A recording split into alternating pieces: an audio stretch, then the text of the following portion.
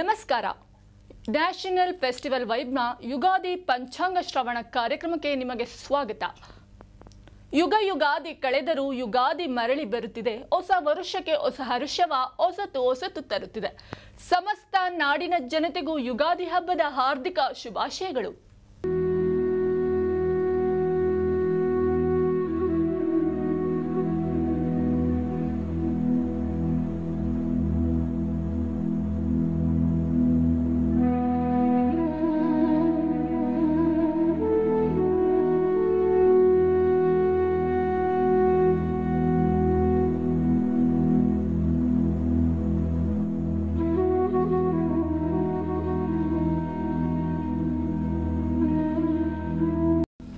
ಭಾರತೀಯ ಹಿಂದೂ ಸಂಪ್ರದಾಯದ ಪ್ರಕಾರ ಯುಗಾದಿ ಅಂತ ಅಂದ್ರೆ ಹೊಸ ವರ್ಷದ ಆಚರಣೆ. ಪ್ರತಿಯೊಂದು ಯುಗದ ಅಂತ್ಯದ ನಂತರದಲ್ಲಿ ಹೊಸ ಯುಗದ ಆರಂಭವೇ ಈ ಒಂದು ಯುಗಾದಿ. ಈ ಒಂದು ಹಬ್ಬದ ದಿನದಂದು ಅಭ್ಯುಂಜನ ಸ್ನಾನವನ್ನ ಮಾಡಿಕೊಳ್ಳುವ ಮೂಲಕ ಬೇವು ಬೆಲ್ಲವನ್ನ ಸ್ವೀಕಾರ ಮಾಡಿ ಹೊಸ ವರ್ಷವನ್ನ ಬರಮಾಡಿಕೊಳ್ಳಲಾಗುತ್ತೆ. ಇನ್ನ ಈ ಒಂದು ಯುಗಾದಿಯ ದಿನದಂದು ನಾವು ಏನೇ ಕೆಲಸ ಮಾಡಿದ್ರೂ ಕೂಡ ಅದಕ್ಕೆ ಒಂದು ಮಹತ್ವದ ಅರ್ಥ ಇರುತ್ತೆ.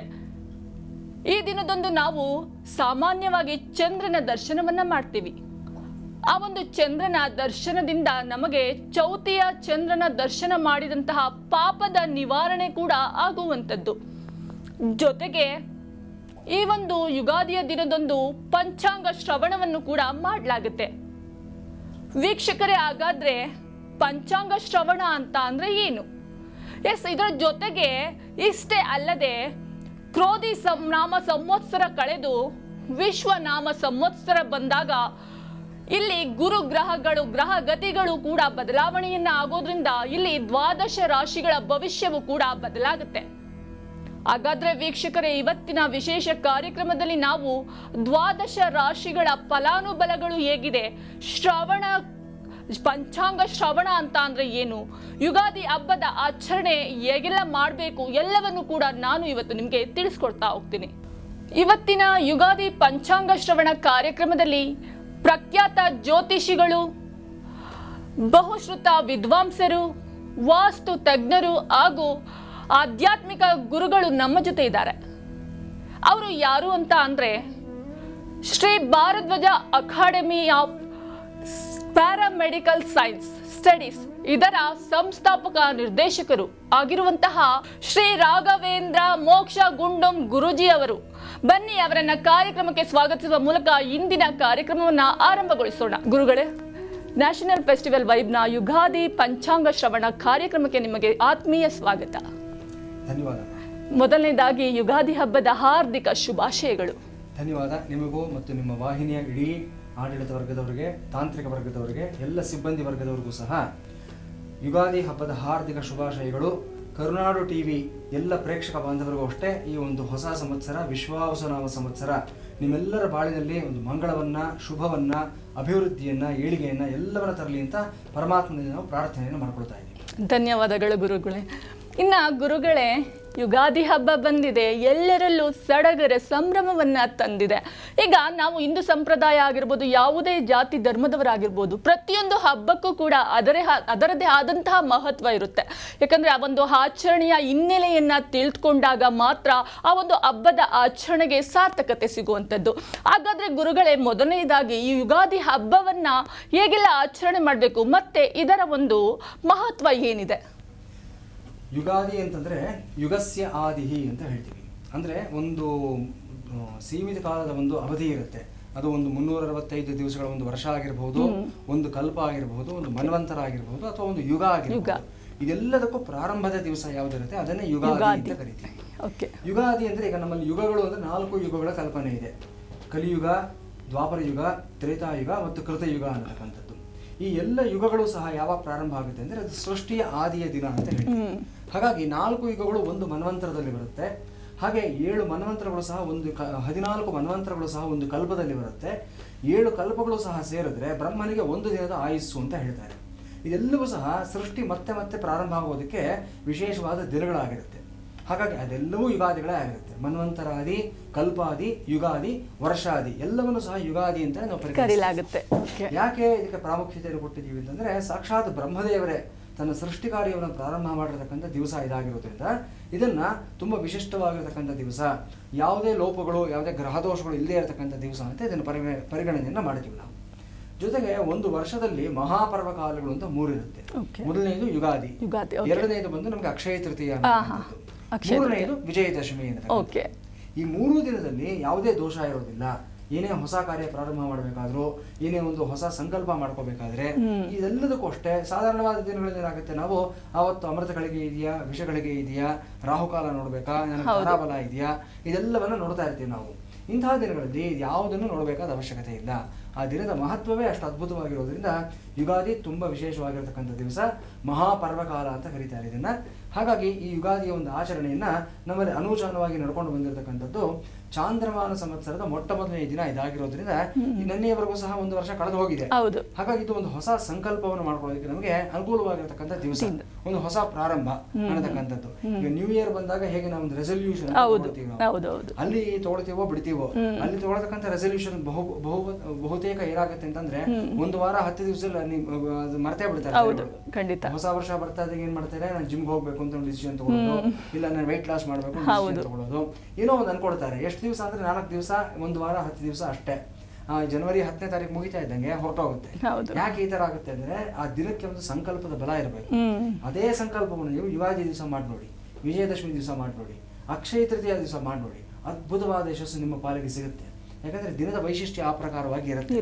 ಜೊತೆಗೆ ನನಗೊಬ್ಬರಿಗೋಸ್ಕರ ಅಲ್ಲದೆ ಸಮಾಜಕ್ಕೋಸ್ಕರ ಏನೋ ಮಾಡ್ತೀನಿ ಅಂತ ಒಂದು ಸಂಕಲ್ಪ ನಾವು ಮಾಡ್ಕೊಂಡಾಗ ವಿಶೇಷವಾದಂಥ ಒಂದು ಶಕ್ತಿ, ಚೈತನ್ಯ, ಈ ಯೂನಿವರ್ಸಲ್ ಎನರ್ಜಿ ಅಂತ ಹೇಳ್ತೀವಿ, ಅದೆಲ್ಲವೂ ನಮಗೆ ಪೂರಕವಾಗಿ ನಮ್ಮನ್ನ ದೊಡ್ಡ ಮಟ್ಟಕ್ಕೆ ಕರ್ಕೊಂಡು ಹೋಗುತ್ತೆ. ಇದೆಲ್ಲವೂ ಸಹ ಯುಗಾದಿಯ ಒಂದು ವೈಶಿಷ್ಟ್ಯ ಆಗಿರುತ್ತೆ. ಇನ್ನು ಆಚರಣೆಯ ವಿಧಿವಿಧಾನ ಹೇಗಿರುತ್ತೆ ಗುರುಗಳೇ ಈ ಒಂದು ಯುಗಾದಿಯಲ್ಲಿ? ಖಂಡಿತಮ್ಮ, ಯುಗಾದಿಯ ಹಬ್ಬದ ದಿವಸ ಮೊದಲನೇದಾಗಿ ನಾವೆಲ್ಲರೂ ಸಹ ಅಭ್ಯಂಜನ ಸ್ನಾನವನ್ನ ಮಾಡಬೇಕು. ಸೂರ್ಯೋದಯಕ್ಕೆ ಮೊದಲೇ ಹೇಳ್ಬೇಕು. ಮೊದಲನೇದಾಗಿ ಇವತ್ತು ಆಲಸ್ಯವನ್ನು ಬಿಡಬೇಕು. ಹಿಂದಿನ ದಿವಸ ಅಮಾವಾಸ್ಯೆ ಆಗಿರುತ್ತೆ. ಅಮಾವಾಸ್ಯೆಯ ದಿವಸ ಹಲವಾರು ಜನ ಪೂಜೆ ಪುನಸ್ಕಾರಗಳು, ತರ್ಪಣಾದಿಗಳು, ಹೋಮಗಳಿಂದ ಮಾಡಿರ್ತಕ್ಕಂಥವ್ರು ಇರ್ತಾರೆ. ಈ ಬಾರಿ ವೈಶಿಷ್ಟ್ಯ ಏನಂತಂದ್ರೆ, ಯುಗಾದಿ ಅಮಾವಾಸ್ಯೆ ಅಂತಾನೆ ಇದನ್ನು ಕರಿತೀವಿ. ಯುಗಾದಿ ಹಿಂದಿನ ದಿವಸ ಬರತಕ್ಕಂಥ ಅಮಾವಾಸ್ಯೆನ ಶನೈಶ್ಚರನ ಒಂದು ಬದಲಾವಣೆ ಆಗಿದೆ.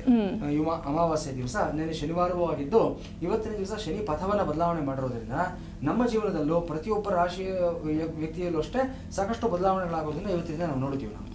ಹಾಗಾಗಿ ಈ ಯುಗಾದಿಯನ್ನ ಪರಿವರ್ತನೆಗೆ ಪೂರಕವಾಗಿರ್ತಕ್ಕಂಥ ದಿವಸವಾಗಿ ನಾವು ಇದನ್ನು ಬಳಸ್ಕೋಬೇಕಾಗಿರ್ತಕ್ಕಂಥದ್ದು. ಬೆಳಿಗ್ಗೆ ನಾವು ಹೇಳ್ತಾ ಇದ್ದ ಹಾಗೆ ಮೊದಲನೇದಾಗಿ ಏನ್ ಮಾಡ್ತೀವಿ, ನಮ್ಮಲ್ಲಿ ಬಂದಿರತಕ್ಕಂಥ ಪರಂಪರೆ ಅಂತಂದ್ರೆ, ಮೊದಲನೇದಾಗಿ ನಾವು ಭೂದೇವಿಗೆ ನಮಸ್ಕಾರವನ್ನು ಮಾಡ್ತೀವಿ. ಭೂಮಿಯನ್ನು ಮುಟ್ಟಿ ಸ್ಪರ್ಶವನ್ನು ಮಾಡಿ, ಸಮುದ್ರ ವಸನೆ ದೇವಿ ಪರ್ವತಸ್ತನ ಮಂಡಿತೆ ವಿಷ್ಣು ಪತ್ನಿ ನಮಸ್ತುಭ್ಯಂ ಪಾದಸ್ಪರ್ಶಂ ಕ್ಷಮಸ್ವಮೇ ಅಂತ ಹೇಳಿ ಆ ಭೂದೇವಿಗೆ ಪ್ರಾರ್ಥನೆಯನ್ನು ಮಾಡ್ಕೋಬೇಕು. ನಂತರ ನಾವು ಬೆಳಿಗ್ಗೆ ಎದ್ದು ಹಿರಿಯರನ್ನ ಸ್ಮರಣೆ ಮಾಡ್ಕೊಳ್ತಕ್ಕಂಥದ್ದು, ಸ್ನಾನಾದಿಗಳನ್ನು ಮಾಡಿ ದೊಡ್ಡವರ ಹತ್ರ ಆಶೀರ್ವಾದವನ್ನು ತಗೋಬೇಕು. ಅದಾದ್ಮೇಲೆ ಹೊಸ ಬಟ್ಟೆಯನ್ನು ಧಾರಣೆಯನ್ನು ಮಾಡ್ಕೋಬೇಕಾಗುತ್ತೆ. ಯಾಕಂದ್ರೆ ವಸ್ತ್ರದಲ್ಲಿ ಹೊಸ ಚೈತನ್ಯ ಬರುತ್ತೆ, ನಮಗೆ ಹುರುಪು, ಚೈತನ್ಯ ಎಲ್ಲವೂ. ಇಲ್ಲಿ ಮುಖ್ಯವಾಗಿ ವೀಕ್ಷಕರು ಗಮನಿಸ್ಕೋಬೇಕಾಗಿರ್ತಕ್ಕಂಥದ್ದು ಏನಂದ್ರೆ, ಪ್ರತಿಯೊಬ್ಬ ರಾಶಿಯವರಿಗೂ ಅನುಗುಣವಾಗಿರ್ತಕ್ಕಂಥ ಬಣ್ಣಗಳು ಅಂತ ಇರುತ್ತೆ. ಇದು ಕಲರಾಲಜಿ ಪ್ರಕಾರವಾಗಿ ನಾವು ಹೇಳ್ತೀವಿ. ನಿಮ್ಮ ರಾಶಿಗೆ ಅನುಗುಣವಾಗಿರ್ತಕ್ಕಂಥ ಯಾವ ಬಣ್ಣ ಇದೆ ಆ ಬಣ್ಣದ ವಸ್ತ್ರವನ್ನ ಇವತ್ತಿನ ದಿವಸ ಧಾರಣೆಯನ್ನು ಮಾಡಿ. ಬರೀ ಹೊಸ ಬಟ್ಟೆ ಧಾರಣೆ ಮಾಡಿದ್ರೆ ಸಾಕಾಗೋದಿಲ್ಲ. ನಿಮಗೆ ಯಾವ ಬಣ್ಣ ಆಗಬರುತ್ತೆ ಆ ಬಣ್ಣದ ಒಂದು ವಸ್ತ್ರವನ್ನು ಧಾರಣೆಯನ್ನು ಮಾಡೋದ್ರಿಂದ ಇನ್ನಷ್ಟು ವಿಶೇಷವಾದ ಶಕ್ತಿಯನ್ನ, ಚೈತನ್ಯವನ್ನು ನೀವು ಪಡ್ಕೊಳ್ತೀರಾ. ನೀವು ಹೊಸ ಬಟ್ಟೆ ಧಾರಣೆಯನ್ನು ಮಾಡಿದ ನಂತರ ಅದ ನಂತರ ಮಾಡಬೇಕಾಗಿರ್ತಕ್ಕಂಥ ಕೆಲಸ ಅಂದ್ರೆ, ನಮ್ಮ ಕುಲದೇವರ ಸ್ಮರಣೆ, ಮನೆದೇವರ ಪೂಜೆ ಅನ್ನತಕ್ಕಂಥದ್ದು. ಏನೇ ಪೂಜೆ ಮಾಡಬೇಕಾದ್ರೂ ನಮ್ಮ ಮನೆದೇವರನ್ನು ನಾವು ಯಾವತ್ತೂ ಮರೆಯಬಾರದು. ಹಾಗಾಗಿ ಮೊದಲನೇದಾಗಿ ಕುಲದೇವತೆ ಮತ್ತು ನಮ್ಮ ಮನೆದೇವರ ಪೂಜೆಯನ್ನು ಮಾಡಿ, ನಂತರ ವಿನಾಯಕನನ್ನ ಸ್ಮರಣೆಯನ್ನು ಮಾಡಿಕೊಂಡು, ಅಂದ್ರೆ ಗಣಪತಿಯನ್ನು ಪ್ರಾರ್ಥನೆ ಮಾಡಿಕೊಂಡು, ನಂತರ ಈ ಪಂಚಾಂಗ ಶ್ರವಣ, ಪಂಚಾಂಗ ಪೂಜೆಗೆ ನಾವು ಅನುವಾಗ್ತೀವಿ. ಈಗ ನಾವು ಸಿದ್ಧ ಮಾಡ್ಕೊಂಡಿರ್ತಕ್ಕಂಥದ್ದು ಅದೇ. ಈ ಪಂಚಾಂಗ ಪೂಜೆಯನ್ನು ಮಾಡಿ ನಂತರ ಪಂಚಾಂಗ ಪಠಣ ಅಂದ್ರೆ ಓದತಕ್ಕಂಥದ್ದು, ಪಂಚಾಂಗ ಶ್ರವಣ ಅಂದ್ರೆ ಕೇಳತಕ್ಕಂಥದ್ದು. ಆಚಾರ್ಯರಾಗ್ಲಿ ಮನೆ ಹಿರಿಯರಾಗ್ಲಿ ಪಂಚಾಂಗವನ್ನು ತೆಗೆದುಕೊಂಡು ಓದ್ತಾರೆ. ಅವ್ರು ಓದಿದಾಗ ಮನೆಯಲ್ಲಿರತಕ್ಕಂಥ ಬೇರೆ ಎಲ್ಲರೂ ಸಹ ಅದನ್ನ ಕೇಳ್ತಾರೆ. ಈಗ ನಮ್ಮ ವಾಹಿನಿ ವೀಕ್ಷಕರಲ್ಲೂ ಅಷ್ಟೇ ಈ ಒಂದು ಪಂಚಾಂಗ ಶ್ರವಣಕ್ಕೆ ಸಾಕಷ್ಟು ಕುತೂಹಲವಾಗಿ ಕಾಯ್ತಾ ಇರ್ತಾರೆ ಅಂತ ನಮಗೆ ಗೊತ್ತಿದೆ. ಯಾಕಂದ್ರೆ ಮುಖ್ಯವಾಗಿ ಅದರಲ್ಲಿ ಬರತಕ್ಕಂಥದ್ದು ಈ ಕಂದಾಯ ಫಲದ ವಿಚಾರಗಳು ಅಂತ ಹೇಳ್ತೀವಿ. ಪ್ರತಿ ನಕ್ಷತ್ರದ ಅನ್ವಯವಾಗ್ತಕ್ಕಂಥ ಕಂದಾಯ ಫಲದ ವಿಚಾರಗಳು ಮತ್ತು ಪ್ರತಿ ರಾಶಿಯವರೆಗೂ ಸಂಬಂಧಪಟ್ಟಿರ್ತಕ್ಕಂಥ ಆದಾಯ, ವ್ಯಯ, ಆರೋಗ್ಯ, ಅನಾರೋಗ್ಯ ಇತ್ಯಾದಿಗಳ ಎಷ್ಟಿದೆ ನಮ್ಮ ಪಾಲಿಗೆ ಅಂತ ತಿಳ್ಕೋಬೇಕು ಅನ್ನತಕ್ಕಂಥ ಆಸಕ್ತಿ ಇರುತ್ತೆ. ಅದೆಲ್ಲವನ್ನ ಮುಂದಿನ ಹಂತದಲ್ಲಿ ನಾವು ಒಂದೊಂದಾಗಿ ವಿವರಣೆಯನ್ನು ಖಂಡಿತ ಗುರು. ಎಸ್ ಗುರುಗಳೇ, ಯುಗಾದಿ ಅಂತ ಅಂದ್ರೇ ಪಂಚಾಂಗದ ಒಂದು ಬದಲಾವಣೆ, ಹೊಸ ಪಂಚಾಂಗವನ್ನು ಇಲ್ಲಿ ಪೂಜೆ ಮಾಡುವ ಮೂಲಕ ಯುಗಾದಿಯ ಒಂದು ಪ್ರಾರಂಭೋತ್ಸವ ಆಗುತ್ತೆ. ಸೊ ಇವತ್ತು ಕೂಡ ನಮ್ಮ ಒಂದು ವಾಹಿನಿಯ ಮೂಲಕ ಪಂಚಾಂಗವನ್ನು ಪೂಜೆ ಮಾಡುವ ಮೂಲಕ ಜೊತೆಗೆ ಪಂಚಾಂಗ ಶ್ರವಣವನ್ನು ಮಾಡಿಸುವ ಮೂಲಕ ಒಂದು ರೀತಿ ಸಾಂಪ್ರದಾಯಿಕವಾಗಿ ಯುಗಾದಿ ಹಬ್ಬಕ್ಕೆ ಚಾಲನೆಯನ್ನು ನೀಡುವಂಥದ್ದು. ಖಂಡಿತ ಅಮ್ಮ, ಈಗ ಆಲ್ರೆಡಿ ನಾವೆಲ್ಲ ಸಿದ್ಧ ಮಾಡಿ ಇಟ್ಕೊಂಡಿದ್ದೀವಿ. ಇಲ್ಲಿ ಪಂಚಾಂಗ ಅಂತಂದರೆ ತಿಥಿ, ವಾರ, ಯೋಗ, ನಕ್ಷತ್ರ, ಕರ್ಣ ಅಂತ ಹೇಳ್ತೀವಿ. ಈ 5 ಅಂಗಗಳು ಸೇರಿರತಕ್ಕಂಥದ್ದೇ ಪಂಚಾಂಗ. ಕಾಲದ ವಿಭಜನೆ, ಕಾಲವನ್ನು ಈ 5 ರೀತಿಯಲ್ಲಿ ವಿಭಜನೆ ಮಾಡತಕ್ಕಂಥದ್ದು ಭಾರತೀಯ ಜ್ಯೋತಿಷ್ಶಾಸ್ತ್ರದಲ್ಲಿರತಕ್ಕಂಥ ವಿಚಾರ ಆಗಿರುತ್ತೆ. ಅದೆಲ್ಲವನ್ನು ತಿಳಿಸ್ಕೊಡ್ತಕ್ಕಂಥ ಗ್ರಂಥ ಯಾವುದು ಅಂದರೆ ಅದೇ ಪಂಚಾಂಗ ಆಗಿರುತ್ತೆ. ಆ ಪಂಚಾಂಗ ಯಾರನ್ನ ಪ್ರತಿನಿಧಿಸುತ್ತೆ ಅಂತಂದರೆ ಸಾಕ್ಷಾತ್ ಮಹಾವಿಷ್ಣುವಿನೊಂದು ಪ್ರತಿನಿಧಿ ಆಗಿರುತ್ತೆ. ತಿಥಿವಾರ, ಯೋಗ, ನಕ್ಷತ್ರ, ಕರ್ಣಾಂತರ್ಗತ ಮಹಾವಿಷ್ಣು ಅಂತ ಹೇಳ್ತೀವಿ. ಆ ಮಹಾವಿಷ್ಣುವನ್ನ ಪಂಚಾಂಗದಲ್ಲಿ ಆವಾಹನೆಯನ್ನು ಮಾಡಿ ನಾವು ಒಂದು ಚುಟುಕಾಗಿ ಪೂಜೆಯನ್ನು ಮಾಡಿ ಪ್ರಸಾದವನ್ನು ಸ್ವೀಕಾರ ಮಾಡಿ ಮುಂದಕ್ಕೆ ತೆರಳೋಣ. ಹಾಗೆ ಖಂಡಿತ. ಓಂ ಧ್ರುವಂತೆ ರಾಜ ವರುಣೋ ಧ್ರುವಂ ದೇವೋ ಬೃಹಸ್ಪತಿ ಧ್ರುವಂತ ಇಂದ್ರಶ್ಚ ಅಗ್ನಿಶ್ಚ ರಾಷ್ಟ್ರಂ ಧಾರಯತಾಂ ಧ್ರುವಂ ಪರ್ವತ ಇವ ವಿಚಾಚರಿ ಇಂದ್ರೈವೇಹ ಧ್ರುವಸ್ತಿಷ್ಠ ಇಹ ರಾಷ್ಟ್ರಮುಧಾರಯ ಅಭಿತಿಷ್ಠ ವ್ರತನ್ಯತಃ ಅಧರೇ ಸಂತು ಶತ್ರವಃ ಇಂದ್ರೈವ ವೃತ್ರಃ ತಿಷ್ಠ ತದೇವ ಲಗ್ನಂ ಸುದಿನಂ ತದೇವ ತಾರಾಬಲಂ ಚಂದ್ರಬಲಂ ತದೇವ ವಿದ್ಯಾಬಲಂ ದೈವಬಲಂ ತದೇವ ಲಕ್ಷ್ಮೀಪತಿ ಶೈಂಘ್ರೀಕಂ ಸ್ಮರಾಮಿ ಆರಂಭಕಾಲ ಮುಹೂರ್ತ ಸುಮುಹೂರ್ತೋಸ್ತು ಸುಪ್ರತಿಷ್ಠಿತವಸ್ತು. ಓಂ ನಾರಾಯಣಾಯ ವಿದ್ಮಹೇ ವಾಸುದೇವಾಯ ಧೀಮಹಿ ತನ್ನೋ ವಿಷ್ಣುಃ ಪ್ರಚೋದಯಾತ್. ಅಸ್ಮಿನ್ ಪಂಚಾಂಗ ಪುಸ್ತಕೆ ಓಂ ಭೂರ್ಭುವಸ್ವಃ ತಿಥಿವಾರ ಯೋಗ ನಕ್ಷತ್ರ ಕರ್ಣಾಂತರ್ಗತ ಮಹಾವಿಷ್ಣುಂ ಧ್ಯಾಯಾಮಿ ಆವಾಹಯಾಮಿ ಸ್ಥಾಪಯಾಮಿ ಪೂಜಯಾಮಿ ಸುರವಿಮುಖೀಂ ಕರೋಮಿ. ಓಂ ಆಸತ್ಯೇನ ರಜಸಾ ವರ್ತಮಾನೋ ನಿವೇಶಯನ್ನಮೃತಂ ಮರ್ತ್ಯಂಚ ಹಿರಣ್ಯಯೇನ ಸವಿತಾರಥೇನ ದೇವೋ ಯಾತಿ ಭುವನಾಪಿ ಪಶ್ಯನ್ ಕೇತುಂ ಕೃಣ್ವನ್ನ ಕೇತವೇಪೇಶೋ ಮರ್ಯಾಪೇಶಸೇ ಸಂಶದ್ಭಿರಜಾಯಥಾಃ. ಅಸ್ಮಿನ್ ಪಂಚಾಂಗ ಪುಸ್ತಕೆ ಓಂ ಭೂರ್ಭುವಸ್ವಃ ಅಧಿದೇವತಾ ಪ್ರತ್ಯಧಿದೇವತಾ ಸಹಿತೇಭ್ಯಃ ಆದಿತ್ಯಾದಿ ನವಗ್ರಹ ದೇವತಾನ್ ಸಮಷ್ಟ್ಯಾ ಧ್ಯಾಯಾಮಿ ಆವಾಹಯಾಮಿ ಸ್ಥಾಪಯಾಮಿ ಪೂಜಯಾಮಿ ಸುರವಿಮುಖೀಂ ಕರೋಮಿ. ಓಂ ಲಂ ಪೃಥ್ವಿತತ್ವಾತ್ಮನೇ ನಮಃ ಗಂಧಂ ಪರಿಕಲ್ಪಯಾಮಿ ಹಂ ಆಕಾಶತತ್ವಾತ್ಮನೇ ನಮಃ ಪುಷ್ಪಂ ಪರಿಕಲ್ಪಯಾಮಿ ಯಂ ವಾಯುತತ್ವಾತ್ಮನೇ ನಮಃ ಧೂಪಂ ಪರಿಕಲ್ಪಯಾಮಿ.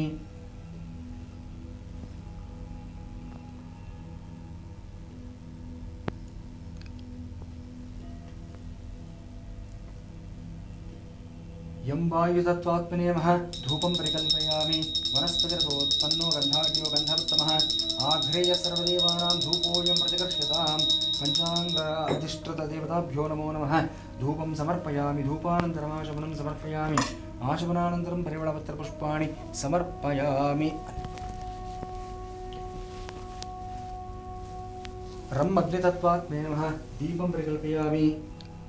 ದೀಪ ಪ್ರತ್ಯಕ್ಷ ದೀಪಂ ಸಂದರ್ಶಯಾಮಿ. ಧೂಪದೀಪಾನಂತರಂ ಆಚಮನಂ ಸಮರ್ಪಯಾಮಿ. ಆಚಮನಾನಂತರಂ ಪರಿಮಳಪತ್ರ ಪುಷ್ಪಾಣಿ ಸಮರ್ಪಯಾಮಿ. ಅಥ ನಾಮ ಪೂಜಾಂ ಕರಿಷ್ಯೆ.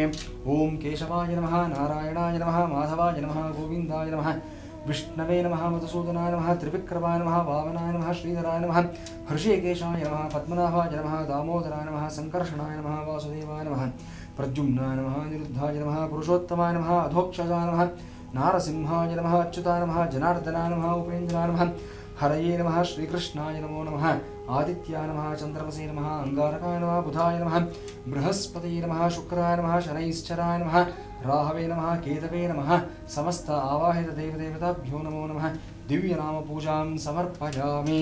ಓಂ ಪ್ರಾರ್ಥನಾಂ ಕರಿಷ್ಯೆ. ಅತ್ರ ನೈವೇದ್ಯಂ ಕರಿಷ್ಯೆ. ಈಗ ಪಂಚಾಂಗ ಅಧಿಷ್ಠೃತ ದೇವತೆಯಾಗಿರ್ತಕ್ಕಂಥ ಮಹಾವಿಷ್ಣುವಿಗೆ ಬೇವು ಬೆಲ್ಲವನ್ನು ನಿವೇದನೆ ಮಾಡತಕ್ಕಂಥ ಸಮಯ. ಸೊ ನಿಮ್ಮೆಲ್ಲರ ಪರವಾಗಿ ಈ ಬೇವು ಬೆಲ್ಲವನ್ನು ವಿಶೇಷವಾದ ನೈವೇದ್ಯ ಸಿದ್ಧ ಮಾಡಿ ಇಟ್ಕೊಂಡಿದ್ದೀವಿ. ಈಗ ನೈವೇದ್ಯವನ್ನು ಮಾಡಿ ನಂತರ ಪ್ರಾಶನವನ್ನು ಸಹ ಮಾಡಲಾಗುತ್ತೆ. ಭೂರ್ಭುವಸ್ವಃ ತತ್ಸವಿತುರ್ವರೆಣ್ಯಂ ಭರ್ಗೋ ದೇವಸ್ಯ ಧೀಮಹಿ ಧಿಯೋ ಯೋ ನ ಪ್ರಚೋದಯಾತ್. ಸತ್ಯಂಧರ್ತೇನ ಪರಿಷಿಂಚಾಮಿ ಕಾಮಧೇನುಂ ಸ್ಮರಾಮಿ ಧೇನುಮುದ್ರಾಂ ಪ್ರದರ್ಶ್ಯ ಅಮೃತಮಸ್ತು ಅಮೃತೋಪಸ್ತರಣಮಸಿ. ಓಂ ಪ್ರಾಣಾಯ ಸ್ವಾಹ ಅಪಾನಾಯ ಸ್ವಾಹ ವ್ಯಾನಾಯ ಸ್ವಾಹ ಉದಾನಾಯ ಸ್ವಾಹ ಸಮಾನಾಯ ಸ್ವಾಹ ಸಚ್ಚಿದಾನಂದಾತ್ಮನೇ ನಮಃ ಬ್ರಹ್ಮಣೇ ಸ್ವಾಹ. ಪಂಚಾಂಗಾಧಿಷ್ಠೃತ ಮಹಾವಿಷ್ಣುವೇ ನಮೋ ನಮಃ. ಕಾಲೇಥಾ ಭಾಗಶಃ ಪುರತಸ್ಥಿತ ಗುಡೋಪಹಾರಂ ನಿವೇದಯಾಮಿ. ಮಧ್ಯೆ ಮಧ್ಯೆ ಸ್ವಾದೋದಕಂ ಅಮೃತಪಾನೀಯಂ ಉತ್ತರಾಪೋಷಣಂ ಹಸ್ತಪ್ರಕ್ಷಾಳನಂ ಪಾದಪ್ರಕ್ಷಾಳನಂ ಸಮರ್ಪಯಾಮಿ. ನಿಂಬಗರಳಂ ನಿವೇದಯಾಮಿ. ಸಮಸ್ತೋಪಚಾರ ಪೂಜಾ ಸಮರ್ಪಯಾಮಿ. ಏತದ್ ನೈವೇದ್ಯಂ ರಕ್ಷಸ್ವ. ಅತ್ರ ನೀರಾಜನಂ ಕರಿಷ್ಯೆ.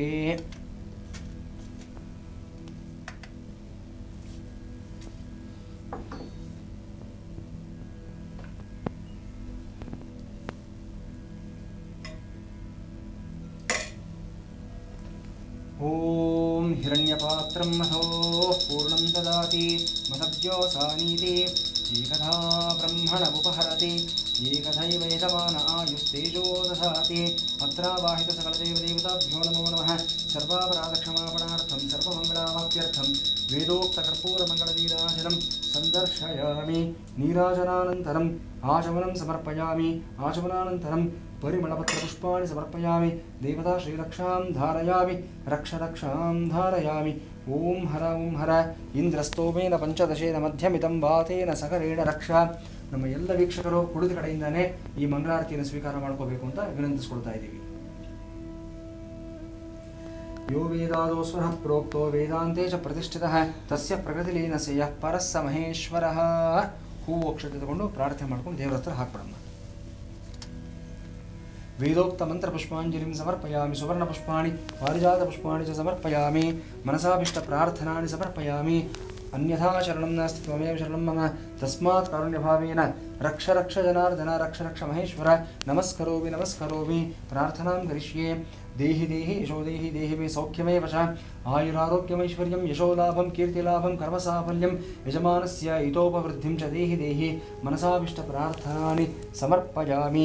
ಯಸ್ಯ ಸ್ಮೃತ್ಯಾ ಚ ನಾಮೋಕ್ತ್ಯತಃ ಪೂಜಾ ಕ್ರಿಯಾದಿಷು ನ್ಯೂನಂ ಸಂಪೂರ್ಣತಾಂ ಯಾತಿ ಸದ್ಯೋ ವಂದೇ ತಮರ್ಚಿತಂ ಮಂತ್ರಹೀನಂ ಕ್ರಿಯಾಹೀನಂ ಭಕ್ತಿಹೀನಂ ಜನಾರ್ದನ ಯತ್ಕೃತಂ ತು ಮಯಾ ದೇವ ಪರಿಪೂರ್ಣಂ ತತಸ್ತು ಮೇ ಅನೇನ ಮಯಾ ಸಂಕಲ್ಪಿತ ಪ್ರಕಾರೇಣ ಆಚರಿತ ಪೂಜನೇನ ಭಗವಾನ್ ಸರ್ವಾತ್ಮಕಃ ಸರ್ವಂ ಶ್ರೀ ವಾಸುದೇವಃ ಸುಪ್ರೀತ ಸುಪ್ರಸನ್ನೋ ವರದೋ ಭವತು. ಪೂಜಾರಾಧನಕಾಲೇ ಮಧ್ಯೆ ಮಧ್ಯೆ ಮಂತ್ರತಂತ್ರ ಸ್ವರಾಕ್ಷರ ಪದವೃತ್ತವರ್ಣ ಭಕ್ತಿ ಧ್ಯಾನ ನಿಮಿನ್ಯೂನಾತಿರಿಕ್ತ ಲೋಪದೋಷ ಪ್ರಾಯಶ್ಚಿತ್ತಾರ್ಥಂ ನಾಮತ್ರಯಂ ತ್ರಜಪಂ ಕರಿಷ್ಯೆ. ಓಂ ಅಚ್ಯುತಾನಮ ಅನಂತಾನಮ ಗೋವಿಂದಾಯ ನಮಃ ಅಚ್ಯುತಾನಮಃ ಅನಂತಾನಮಃ ಗೋವಿಂದಾಯ ನಮಃ ಅಚ್ಯುತಾನಮಃ ಅನಂತಾನಮಃ ಗೋವಿಂದಾಯ ನಮಃ ಅಚ್ಯುತಾನಂದ ಗೋವಿಂದೇಭ್ಯೋ ನಮೋ ನಮಃ.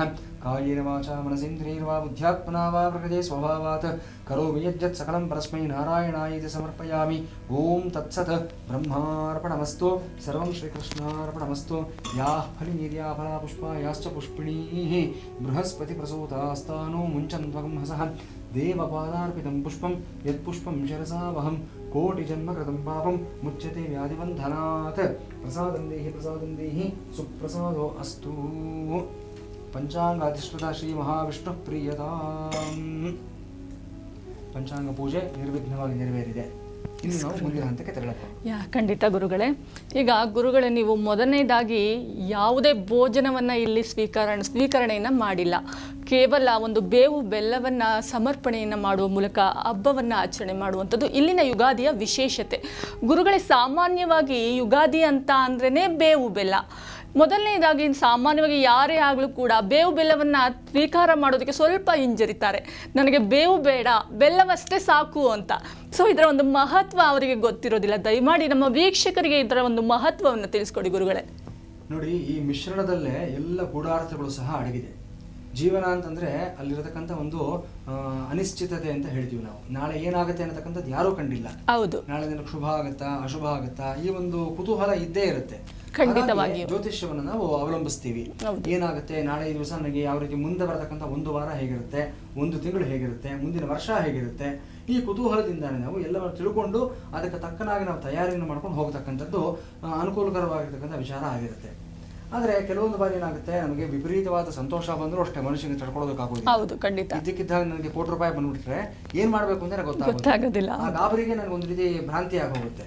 ಅದಕ್ಕೆ ಸಿದ್ಧತೆ ಬೇಕಾಗುತ್ತೆ. ಬಂದಾಗ ಹೇಗೆ ಹ್ಯಾಂಡಲ್ ಮಾಡಬೇಕು ಅಂತಕ್ಕಂಥದ್ದು. ಹಾಗೆ ಏನೋ ಒಂದು ದೊಡ್ಡ ಆಪತ್ತು ಬಂತು, ದೊಡ್ಡ ಸಮಸ್ಯೆ ಬಂತು ಅಂತಂದ್ರೆ ಅದಕ್ಕೂ ಅಷ್ಟೇ ತೀವ್ರವಾಗಿ ಕುಗ್ಗು ಹೋಗ್ತಾನೆ. ಸಾಮಾನ್ಯವಾದ ಮನುಷ್ಯರು ಮಾಡತಕ್ಕಂಥದ್ದು ಇದು. ಸರಿ ತಪ್ಪು ಅಂತ ನಾವು ಹೇಳ್ತಾ ಇಲ್ಲ ಇಲ್ಲಿ.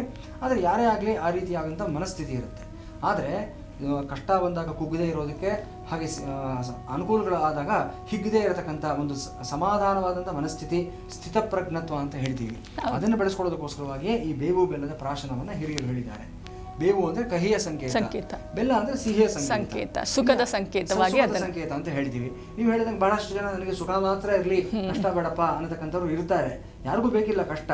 ಆದರೆ ಪೂರ್ವಜನ್ಮಾರ್ಜಿತಂ ಕರ್ಮಂ ವ್ಯಾಧಿ ರೂಪೇಣ ಬಾಧ್ಯತೆ ಅಂತ ಹೇಳಿದ್ದಾರೆ ದೊಡ್ಡವರು. ಹಾಗಾಗಿ ಹಿಂದಿನ ಜನ್ಮದಲ್ಲಿ, ಹಿಂದಿನ ದಿನಗಳಲ್ಲಿ, ನನ್ನ ಬಾಲ್ಯಾವಸ್ಥೆಯಲ್ಲಿ ಏನು ತಪ್ಪುಗಳು ಮಾಡಿದ್ದೀನಿ ಅನ್ನೋದು ಗೊತ್ತಿಲ್ಲ. ಆ ತಪ್ಪುಗಳ ಅದರ ಒಂದು ಪರಿಣಾಮವಾಗಿ ಕೆಲವು ಕರ್ಮಗಳನ್ನು ನಾವು ಅನುಭವಿಸಲೇಬೇಕಾಗುತ್ತೆ.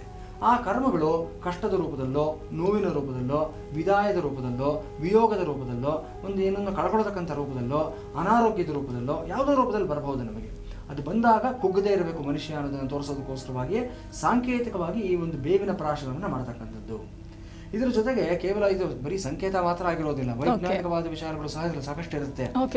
ಬೇವು ಅನ್ನತಕ್ಕಂಥದ್ದು ಏನಿದೆ ನೀವು ಗಮನಿಸಬಹುದು, ಹಿಂದಿನ ಕಾಲದಲ್ಲಿ ಎಲ್ಲಿ ಮನೆ ಕಟ್ಟಿದ್ರು ಅಷ್ಟೇ ಮನೆಯ ಮುಂದೆ ಒಂದು ಬೇವಿನ ಮರ ಇರ್ತಾ ಇತ್ತು. ಯಾಕಂದ್ರೆ ಆ ಬೇವಿನ ಒಂದು ಎಲೆಗಳಿಂದ ಅದರ ಕೊಂಬೆಗಳಿಂದ ಬರತಕ್ಕಂಥ ಒಂದು ಗಾಳಿ ಏನಿದೆ ಅದು ಇಡೀ ಪ್ರಾಂತ್ಯವನ್ನ ಆರೋಗ್ಯಪೂರ್ಣವಾಗಿ ಇಡ್ತಾ ಇತ್ತು. ರೋಗನಿರೋಧಕ ಶಕ್ತಿ ಕೂಡ ಇರುವಂತದ್ದು.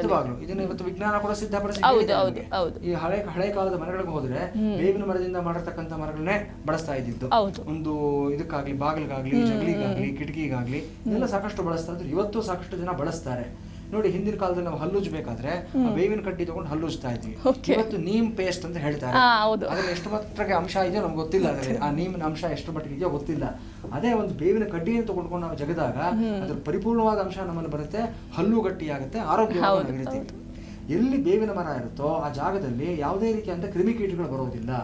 ಕಣ್ಣಿಗೆ ಕಾಣಿಸದೇ ಇರತಕ್ಕಂಥ ಕ್ರಿಮಿಕೀಟಗಳು ಇರುತ್ತೆ. ಬ್ಯಾಕ್ಟೀರಿಯಾ ಅಂತ ಹೇಳ್ತೀವಿ, ಮೈಕ್ರೋಬ್ಸ್ ಅಂತ ಹೇಳ್ತೀವಿ, ಅದ್ಯಾವುದು ಸಹ ಅಲ್ಲಿ ಸುಳಿಯೋದಿಲ್ಲ.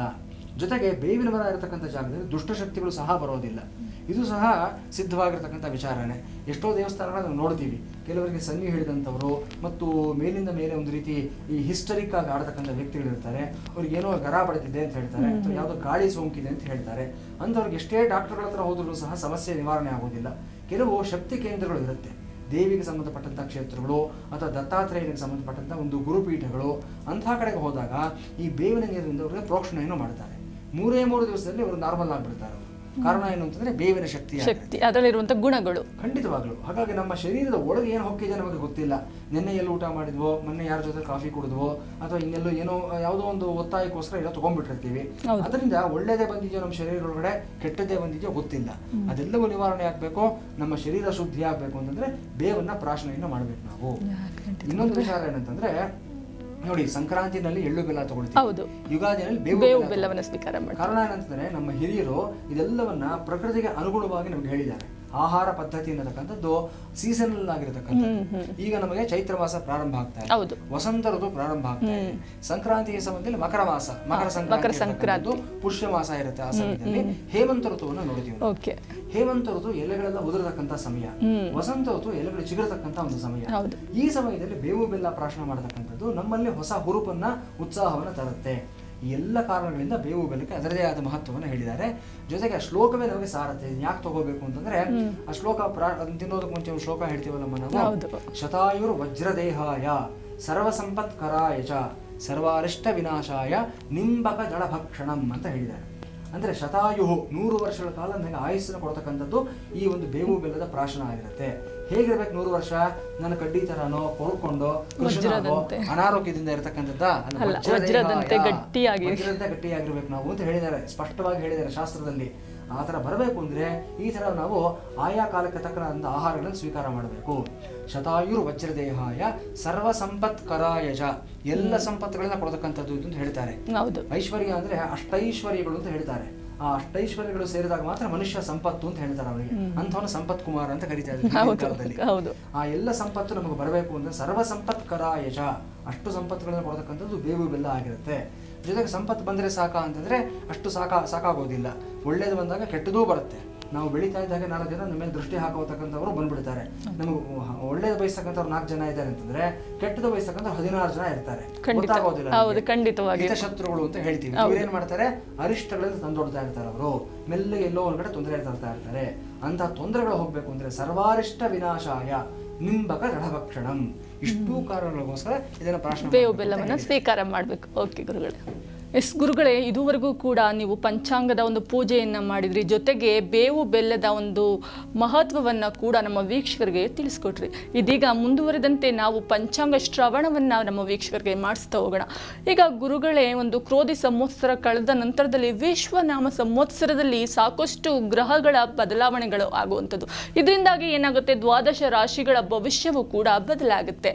ಸೊ ಮತ್ತೆ ಇನ್ನು ಮುಂದುವರೆದಂತೆ ನಾವು ನೋಡ್ತಾ ಹೋದರೆ ಪ್ರಮುಖವಾಗಿ ಪಂಚಾಂಗದಲ್ಲಿ ನಾಯಕತ್ವದ ಸ್ಥಾನಗಳು, ಯಾವ ಗ್ರಹಗಳಿಗೆ ಯಾವೆಲ್ಲ ನಾಯಕತ್ವದ ಸ್ಥಾನಗಳು ಬಂದಿದೆ ಅನ್ನೋದು ಎಲ್ಲ ವೀಕ್ಷಕರಲ್ಲೂ ಕೂಡ ಕುತೂಹಲ ಇರುವಂಥದ್ದು.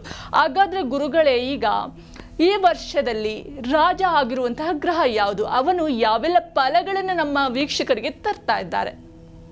ಖಂಡಿತ ಅಮ್ಮ. ಈಗ ಪಂಚಾಂಗ ಶ್ರವಣದ ಸಮಯ ಬಂದಿದೆ. ಸೊ ನಾವು ಎಲ್ಲರೂ ಇವಾಗ ಈ ಪಂಚಾಂಗದ ಮೂಲಕ ಈ ಎಲ್ಲ ಮಾಹಿತಿಯನ್ನು ತಿಳಿದುಕೊಳ್ಳುವಂಥ ಪ್ರಯತ್ನವನ್ನು ಮಾಡೋಣ.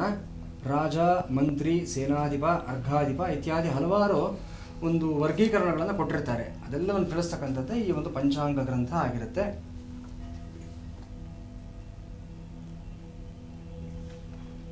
ಓಂ ಶ್ರೀ ಕಲ್ಯಾಣ ಗುಣಾವಹಂ ರಿಪುಹರಂ ದುಸ್ವಪ್ನದೋಷಾಪಹಂ ಗಂಗಾ ಸ್ನಾನ ವಿಶೇಷ ಪುಣ್ಯ ಫಲದಂ ಗೋದಾನ ತುಲ್ಯಂ ನೃಣಾಂ ಆಯುರ್ವೃದ್ಧಿದಮುತ್ತಮಂ ಶುಭಕರಂ ಸಂತಾನ ಸಂಪತ್ಪ್ರದಂ ನಾನಾಕರ್ಮ ಸುಸಾಧನಂ ಸಮುಪಿಚಿತಂ ಪಂಚಾಂಗಮಾಕರ್ಣ್ಯತಾಂ ತಿಥೇ ಶ್ರಿಯಮಾಪ್ನೋತಿ ವಾರಾದ ಆಯುಷ್ಯವರ್ಧನಂ ನಕ್ಷತ್ರಾಧರತೆ ಪಾಪಂ ಯೋಗಾದ್ರೋಗ ನಿವಾರಣಂ ಕರಣಾತ್ ಕಾರ್ಯಸಿದ್ಧಿಂ ಚ ಪಂಚಾಂಗಫಲಮುತ್ತಮಂ ನಮಃ ಸೂರ್ಯಾಯ ಚಂದ್ರಾಯ ಮಂಗಳಾಯ ಬುಧಾಯ ಚ ಗುರುಶುಕ್ರಶನಿಭ್ಯಶ್ಚ ರಾಹವೇ ಕೇತವೇ ನಮಃ ತಿಥಿವಾರ ಯೋಗ ನಕ್ಷತ್ರ ಕರಣಾಂತರ್ಗತ ಆದಿತ್ಯಾದಿ ನವಗ್ರಹ ದೇವತಾ ಸಹಿತ ಶ್ರೀಮನ್ಮಹಾವಿಷ್ಣವೇ ನಮೋ ನಮಃ ನಮಸ್ಕರೋಮಿ. ಶ್ರೀ ವಿಶ್ವಾವಸುನಾಮ ಸಂವತ್ಸರ. ಈ ಸಂವತ್ಸರದಲ್ಲಿರತಕ್ಕಂತಹ ರಾಜಾದಿಗಳು ಯಾರ್ಯಾರು ಅನ್ನೋದು ನೋಡೋಣ ನಾವು. ನವನಾಯಕರು ಮತ್ತು ಫಲ. ಈ ಸಂವತ್ಸರಕ್ಕೆ ರಾಜ ರವಿ, ಮಂತ್ರಿ ಚಂದ್ರ, ಸೇನಾಧಿಪ ರವಿ, ಸಸ್ಯಾಧಿಪ ಗುರು, ಧಾನ್ಯಾಧಿಪ ಕುಜ, ಅರ್ಘಾಧಿಪ ರವಿ, ಮೇಘಾಧಿಪ ಶನಿ, ರಸಾಧಿಪ ಶನಿ, ನೀರಸಾಧಿಪ ಬುಧ, ಪಶುನಾಯಕ ಯಮ. ಇದಿಷ್ಟು ಇಲ್ಲಿ ಯಾರ್ಯಾರಿಗೆ ಏನೇನು ಪೋರ್ಟ್ಫೋಲಿಯೋಗಳು ಕೊಟ್ಟಿದ್ದಾರೆ ಅನ್ನತಕ್ಕಂಥದ್ದು ಇಲ್ಲಿ ಗೊತ್ತಾಗ್ತಾ ಇದೆ. ಈಗ ಒಂದು ಹೊಸ ಮಂತ್ರಿಮಂಡಲ ರಚನೆ ಆದಾಗ ಫೈನಾನ್ಸ್ ಮಿನಿಸ್ಟ್ರಿ ಯಾರು, ಅಗ್ರಿಕಲ್ಚರ್ ಮಿನಿಸ್ಟ್ರಿ ಯಾರು, ಹೋಮ್ ಮಿನಿಸ್ಟ್ರಿ ಯಾರು, ಇವೆಲ್ಲವನ್ನು ನಾವು ತಿಳ್ಕೊಳ್ತೀವಲ್ಲ, ಅದೇ ಪ್ರಕಾರ ಈ ಒಂದು ವಿಚಾರಗಳು ಸಹ ಆಗಿರುತ್ತೆ. ಈಗ ಈ ಸಂವತ್ಸರಕ್ಕೆ ರಾಜ ಯಾರು ಅಂದ್ರೆ ರವಿ ಅನ್ನೋದನ್ನ ಹೇಳಿದ್ದಾರೆ, ಅಂದ್ರೆ ಸೂರ್ಯ. ಸೂರ್ಯ ರಾಜನಾಗಿರೋದ್ರಿಂದ ಏನು ಫಲಗಳು ಅನ್ನೋದನ್ನ ಈಗ ನಾವು ನೋಡೋಣ. ರವೇಹೇ ರಾಜತ್ವ ಫಲಂ. ರವಿಯು ರಾಜನಾಗಿರುವುದರಿಂದ ದೇಶದ ರಾಜರುಗಳಲ್ಲಿ ಪರಸ್ಪರ ವೈರ ಉಂಟಾಗುತ್ತದೆ. ಮೇಘಗಳು ಸರಿಯಾಗಿ ಮಳೆಯನ್ನು ಸುರಿಸುವುದಿಲ್ಲ. ಪ್ರಜೆಗಳಿಗೆ ರಾಜರಿಂದಲೂ ಅಧಿಕಾರಿಗಳಿಂದಲೂ ಶಸ್ತ್ರಗಳಿಂದಲೂ ಪೀಡೆ ಅಗ್ನಿಬಾಧೆಯು ಉಂಟು ಅಂತ ಹೇಳಿದ್ದಾರೆ. ಈಗ ಇಬ್ಬರು ರಾಜರ ಮಧ್ಯದಲ್ಲಿ ಯುದ್ಧ ಆಗುತ್ತೆ, ಗಲಾಟೆಗಳಾಗುತ್ತೆ ಅಂತ ಹೇಳಿದ್ದಾರೆ. ಗಲಾಟೆಗಳು, ಯುದ್ಧಗಳು ಅಂದ್ರೆ ಇವತ್ತಿನ ಕಾಲದಲ್ಲಿ ನಾವು ಹಿಂದಿನ ತಲೆಮಾರಲ್ಲಿ ನಡೆದಾಗ ವರ್ಲ್ಡ್ ವಾರೇ ಆಗಬೇಕು ಅಥವಾ ಒಂದು ದೇಶ ಮತ್ತೊಂದು ದೇಶದ ಮೇಲೆ ದಂಡೆತ್ತಿ ಹೋಗ್ಬೇಕು ಅಂತ ಏನೂ ಇಲ್ಲ. ಎಷ್ಟೋ ವರ್ಷಗಳ ನಂತರ ಈಗ ಮೊನ್ನೆ ತಾನೇ ನಾವು ಈ ರಷ್ಯಾ ಯುಕ್ರೇನ್ ಅನ್ನತಕ್ಕಂಥ ಒಂದು ನಿಜವಾದ ಒಂದು ವಾರ್ನ ಇವತ್ತಿನ ಕಾಲದಲ್ಲಿ ಹೇಗೆ ನಡೀತಾ ಇದೆ ವಾರ್ ಅನ್ನತಕ್ಕಂಥದ್ದು ಅಂದ್ರೆ ಜೈವಿಕ ಯುದ್ಧ, ವಾಣಿಜ್ಯಪರವಾದಂಥ ಯುದ್ಧ, ಸಾಂಸ್ಕೃತಿಕ ಯುದ್ಧ ಇವೆಲ್ಲವೂ ಸಹ ನಡೀತಾ ಇದೆ. ಬಯೋ ವಾರ್, ಕಲ್ಚರಲ್ ವಾರ್, ಅದೇ ಪ್ರಕಾರ ಎಕನಾಮಿಕ್ ವಾರ್ ಅನ್ನತಕ್ಕಂಥದ್ದು ಇದೆಲ್ಲವೂ ಇನ್ನು ದೊಡ್ಡ ಮಟ್ಟದಲ್ಲಿ ಈ ಒಂದು ದೇಶ ಮತ್ತೊಂದು ದೇಶವನ್ನು ಸಂಪೂರ್ಣವಾಗಿ ಆಕ್ರಮಣ ಮಾಡತಕ್ಕಂಥ ಪ್ರಯತ್ನಗಳಾಗಿರುತ್ತೆ. ಇದೆಲ್ಲವೂ ಈಗಾಗಲೇ ಸಿದ್ಧವಾಗಿದೆ.